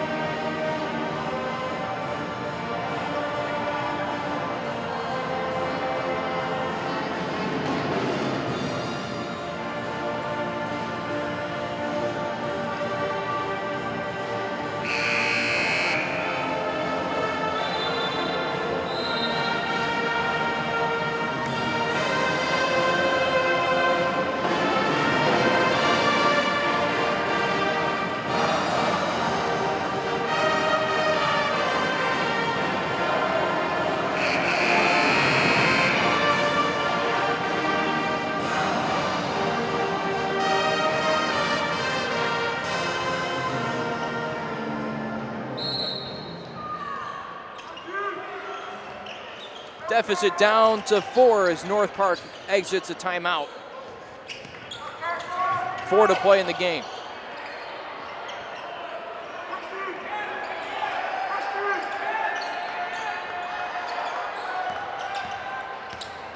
Kirby drives, kicks the Cobb. Darius Brown into the lane. Sorensen straight up in the air, forces a miss. And hold on, I don't know what's going to happen here.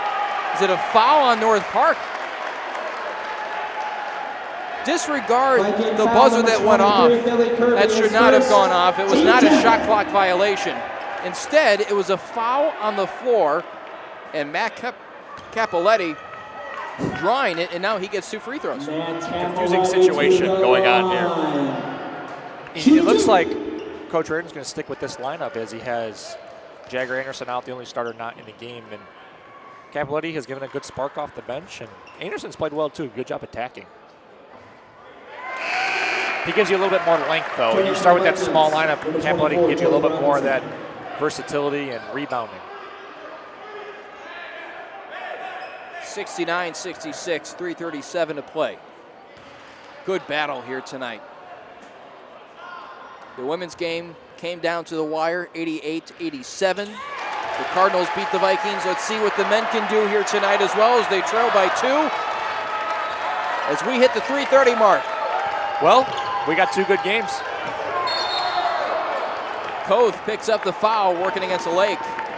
And now Lake will take a 1-and-1. I was going to say, I think that's Tommy Koth's 4th, and it is.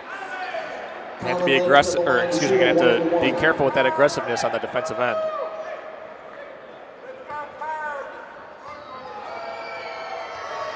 Coach Reardon's got to be pleased with the team battling back into this one, though. Lake's first is good. It's a tough task playing a top 10 team in the country without arguably your best player in Connor Raritan. Maybe not your best, maybe your most important player. He stretches out the lineup so much because Yes. he can do so many different things. I don't like to say best players because there's guys that do different things. He might be your most important player, though. He really changes the game. Sorensen on the elbow. Hands off to Henry. Lobs it down. Double team coming. Sorensen evades it. Left-handed hook shot's good. That was a great job by Sorensen. He caught the ball. He saw Lake kind of coming in from the baseline to try to get that strip. The little guys like to go down there and grab that. Took one hard dribble and finished with the left. Cardinals dwindle it down to a 2-point lead again. Outside, Brown will take the jumper. That's what you want.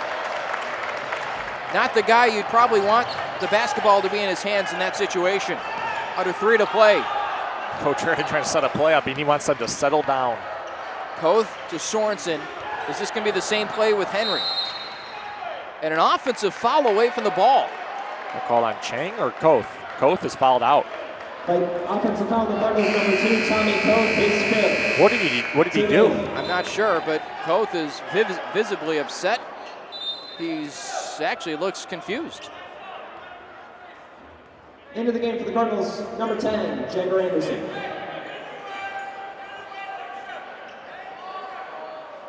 Cardinals a little confused about what he happened to do as well. They asked for clarification. So Jagger Anderson chucks back into the game. And you got your starting 5 out. Oh, so excuse me, starting 5 minus Koth. Cobb, throws it away into the bench as Lake was cutting back towards midcourt. Erwin Henry staring at the referee the whole way down. I think that he was not happy with something down there. This is going to be a real interesting 2 minutes. Capoletti to the hole, fouled on his way there, goes to the line. Could knot this game up at 71 should he hit up here. How about these minutes for Matt Capoletti? Freshman stepping up big. It's nice to have different guys step up. Chambers has stepped up in other games. Capoletti in this one. I think he's really changed the game. He's rebounded the basketball very well. I believe he has probably 3 or 4 rebounds. He's doing a good job of that inside. Not even if he doesn't rebound, he's battling inside. Also 3 for 3 at the free throw line. Can tie the game up right here, and he does. 71 apiece. Connor Raritan gets up, claps with his club on his right hand. In football, you can play with that if you're a lineman, right? You just punch with the club. Doesn't work in basketball quite the same. Especially the right hand. Ball into the hands of Juwan Henry. Takes a deep 3, bricks it off the back of the iron, last touch by Matt Capoletti. Juwan Henry and Jordan Robertson are guys that love these moments. They want the ball in their hands. Not everybody wants the ball in their hands at the final moments of a game. These two love it. New shot clock for the Vikings. Inbounded to Kirby. You gotta imagine Colin Lake is feeling pretty confident right now as well. Anderson faces up with Henry. Henry gets by him into the lane, creates a shot, drops it. That's tough to defend. Slithering inside of the lane there. Anderson to Henry. Screen, goes across it. Throw it away. Led Anderson too much. Coach Reardon doesn't know who to be mad at. He's looking at both of them. I don't know whose fault that was. Got to keep playing. Minute 30. Cardinals trail by 2 to the Vikings, the number 10 team in the nation. Lake goes against the grain, steps back, 18-footer. No, Capoletti the board. Cardinals can tie or take the lead. Jim Miller walks in for the finish. The athletic director spectating from below. See what the Cardinals do here. Sorensen. Sorensen cuts to the basket, ties the game up off the feed from Aiden Chang. You got to get Sorensen the ball here in these situations. See if North Park plays one timeout left. They're trying to call it. They take the timeout with 48.3 seconds remaining. And we have ourselves another barn burner, 73-73, under a minute to play inside Gregory Arena. This North Central team, you got to give them a lot of credit. No Connor Reardon down, was it 62-48, down 14 points at one point in this game. Aiden Chang was a big part in that as he got some points when they really needed him most. I don't think he scored lately, but he got them when they needed him most. And this team climbed all the way back, and Sorensen hasn't dominated this half. I think he's got 4 points in this entire half. So it's been a real team effort. Sorensen actually up to 8. 8 points. Including the 2 points that he just converted on that cut. But what a play design, by the way. There was so much complexity. You thought that it was Aiden Chang being freed up for the three-pointer. He drew the attention away, and Sorensen was wide open cutting to the basket. Sorensen with a good basket cut. Aiden Chang with a great lead for him to finish, not making it thrown behind him, not throwing it at his legs, nothing. So he can just catch and finish right away. That gets overlooked too. A good pass comes in. It goes a million miles in basketball. You catch it at your ankle, spot up from 3. It's not that easy. So coming out of the timeout, North Park will have it in their front court as this place gets a little bit louder with under a minute to play. And that's when you go to the huddle and you say, one stop right now. This is a big game for North Central in their entire season. Is you don't know what you're going to get out of this game with a 10th ranked team coming to the country without Connor Reardon. Keep in mind, both teams are 2-2 in conference play. Yes, and North Central, this goes on the road for 3 in a row after this. 13 on the shot clock. Lake with the basketball, Jordan Howard. Drives, dishes, miscommunication, Kirby a 3, skips off the rim, Robinson the rebound, puts it up, can't get it to drop, but draws the foul. I figured Robinson would want to get the ball there. He hasn't really done much in the last few minutes since that 4th foul, and I wouldn't be surprised if in the huddle he said something about giving me the ball because he looked like he really wanted to score there. I think Robinson may have either been poked in the eye or had a contact drop out. That's what the contact looks like that. That's, yep. He's searching right now. Do you wear contacts? I do. I do not. Is it, if it hits the floor, is that dirt? Can you put that back in your eye? You need to wash it off first. That's what I'm saying. You can't just put it back in. It's the most painful thing in the world. That's not sanitary to put it right back in, right? No, you want to wash it off. But right now, I don't even know if they can find it. It may, here's the thing. When somebody gets hit in the eye that's wearing contacts, sometimes you may still have it in your eye, but it may not be in the right place. And you have to figure out whether or not you still have it. Yeah, I cannot speak from experience, so this is all you. Right now, North Park is searching the floor for Jordan Robinson's contact, and he's telling the refs, I don't know if I can see. And the referee's saying you can't stall. If your contact comes out, can you not see? How does it look? Oh, it depends. Is it blurry? Or? I'm legally blind. Really? If I don't have him in. I don't know about Jordan Robinson. There's varying degrees, but I'm guessing if he doesn't have it in, well, he's got one eye. That's less depth perception, which plays a big part in basketball. That's true. So here we go, 73-73 after the long discussion about vision. I've heard Michael Jordan say before, you should be able to shoot free throws with your eyes closed because it's all feel. Who knows? Yeah, if you take 1,000 jumpers a day like he did. Does that come in here? Robinson hits the first. It's so hard to shoot with your eyes closed. Rattles home the second as well. Big Cardinals free still have throws. 3 timeouts, and there's virtually no difference between game clock and shot clock. So the Cardinals, if they want, can hold for the game-winning shot. Same play, back to Sorensen, backdoor pass, and he airballs it. Cobb the rebound, That's and who you Capoletti fouls him. They drew the same play, and Sorensen is livid that he didn't draw a foul. He just yelled at the ref, call a foul.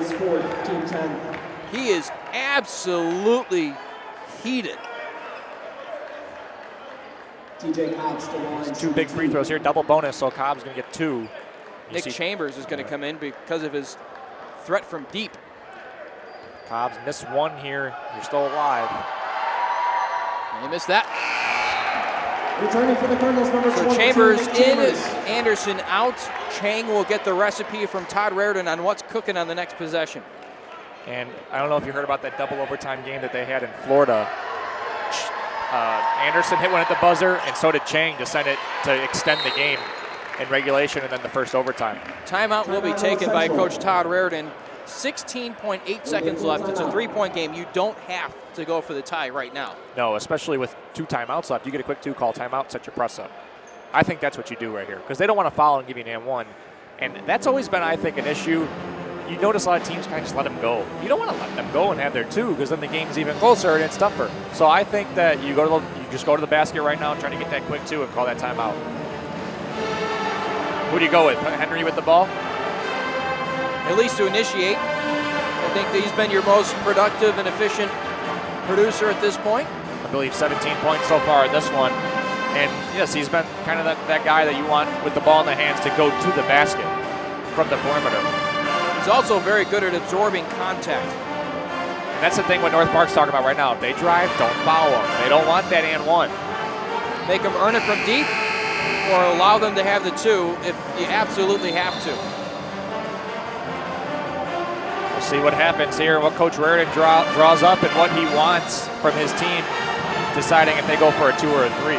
North Central hasn't led since 9 minutes to play in the first half. They've had the game tied twice here in the last 4 minutes. But North Park has hit their free throws down the stretch. They lead by 3. The Cardinals with 2 timeouts, the Vikings with none.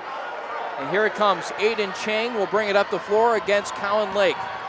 Dumps it off to Sorensen, and it's off of Lake's foot. Oh, no! Off of Sorensen is the call. I think Chang doesn't agree, but I'm pretty sure it did hit off of Chang's leg. The ref gave the ball pretty quick to Lake there. Robinson gets tied up. And he gets fouled with 6.3 seconds remaining. And if he hits 1 here, you can just about call this one. And North Central, tough, not being able to just get a shot up there. At least they have a chance to tie it. Got to give Lake there good credit, or Lake credit on that one. Good defense. He shadowed him pretty well. No matter who was off of it, was good defense. So North Park will not put anybody in the lane, at least at this point, as Robinson will take his first of 2. And that makes it a lot more interesting, and it puts a lot more pressure on him to make the second. Can he put this out of reach? If he misses and you're North Park, do you foul? If you're North Central, do you call a timeout? And they do. He misses a pair. It remains a 3-point game at 76-73. It will be a 30-second timeout. Do you foul? Now, where is the ball coming in? It's going to be, I think, right by the free throw line-ish, sideline, I would assume, unless he caught that below the block, or it could be on the baseline. But do you foul if you're North Park once they cross half court? I'm not a huge fan of that, but this might be the situation for it. The problem is if you have a very aware player who can act as if he's going up for a shot and draw the 3 foul shots. By the way, I know this is a long time ago. The end of the first half seems like an eternity, but those 3 free throws at the end of the first half, right now, it's the difference. It's a questionable call, and we're here now, but Obviously, a lot of things have happened Yes. since then. Jordan Robinson, a 71% free throw shooter, the leading scorer in the conference, has to make one to ice the game, and he can't, so he keeps them alive. And I'm not a fan of throwing the ball to half court. It looks like that's what North Central's going to do. Here they come. You got to get the pass in. Erwin Henry whips it in. Nick Chambers lost it to the corner. Aiden Chang will release a three. It's short, and North Park comes into Gregory Arena and will walk out with a 76-73 victory over the Cardinals.